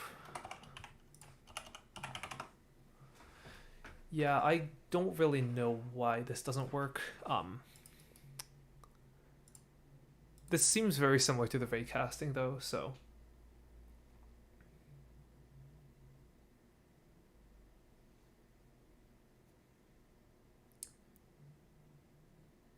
Yeah, I think I'm not going to bother figuring out why exactly this isn't working. I do know that something along these lines should work, but I'm probably just tracking my direction stuff incorrectly. So I'm just not going to bother fixing that up, but yeah, to recap, solutions we ended up going through were basically we have horizontal raycasting, there's also diagonal raycasting, which allows you to simplify some stuff. You can also use Shoelay's theorem formula to compute the area and then Pick's theorem to get the number of interior points. You can also blow up the grid such that each point becomes a 3x3 and then do a flood fill. And finally, as you traverse the pipe, you can mark points on the left and right hand sides as red and blue, and then just breadth first fill both sets, and one of the sets will be the outside and the other is the inside. So yeah, all very clever solutions, and in any case, I think that's all for this stream. So Yeah, thank you all for tuning in, and I hope you enjoyed. I'll stay around for a bit longer if you have any questions or anything else you want to bring up, but otherwise, the stream is over. Yeah.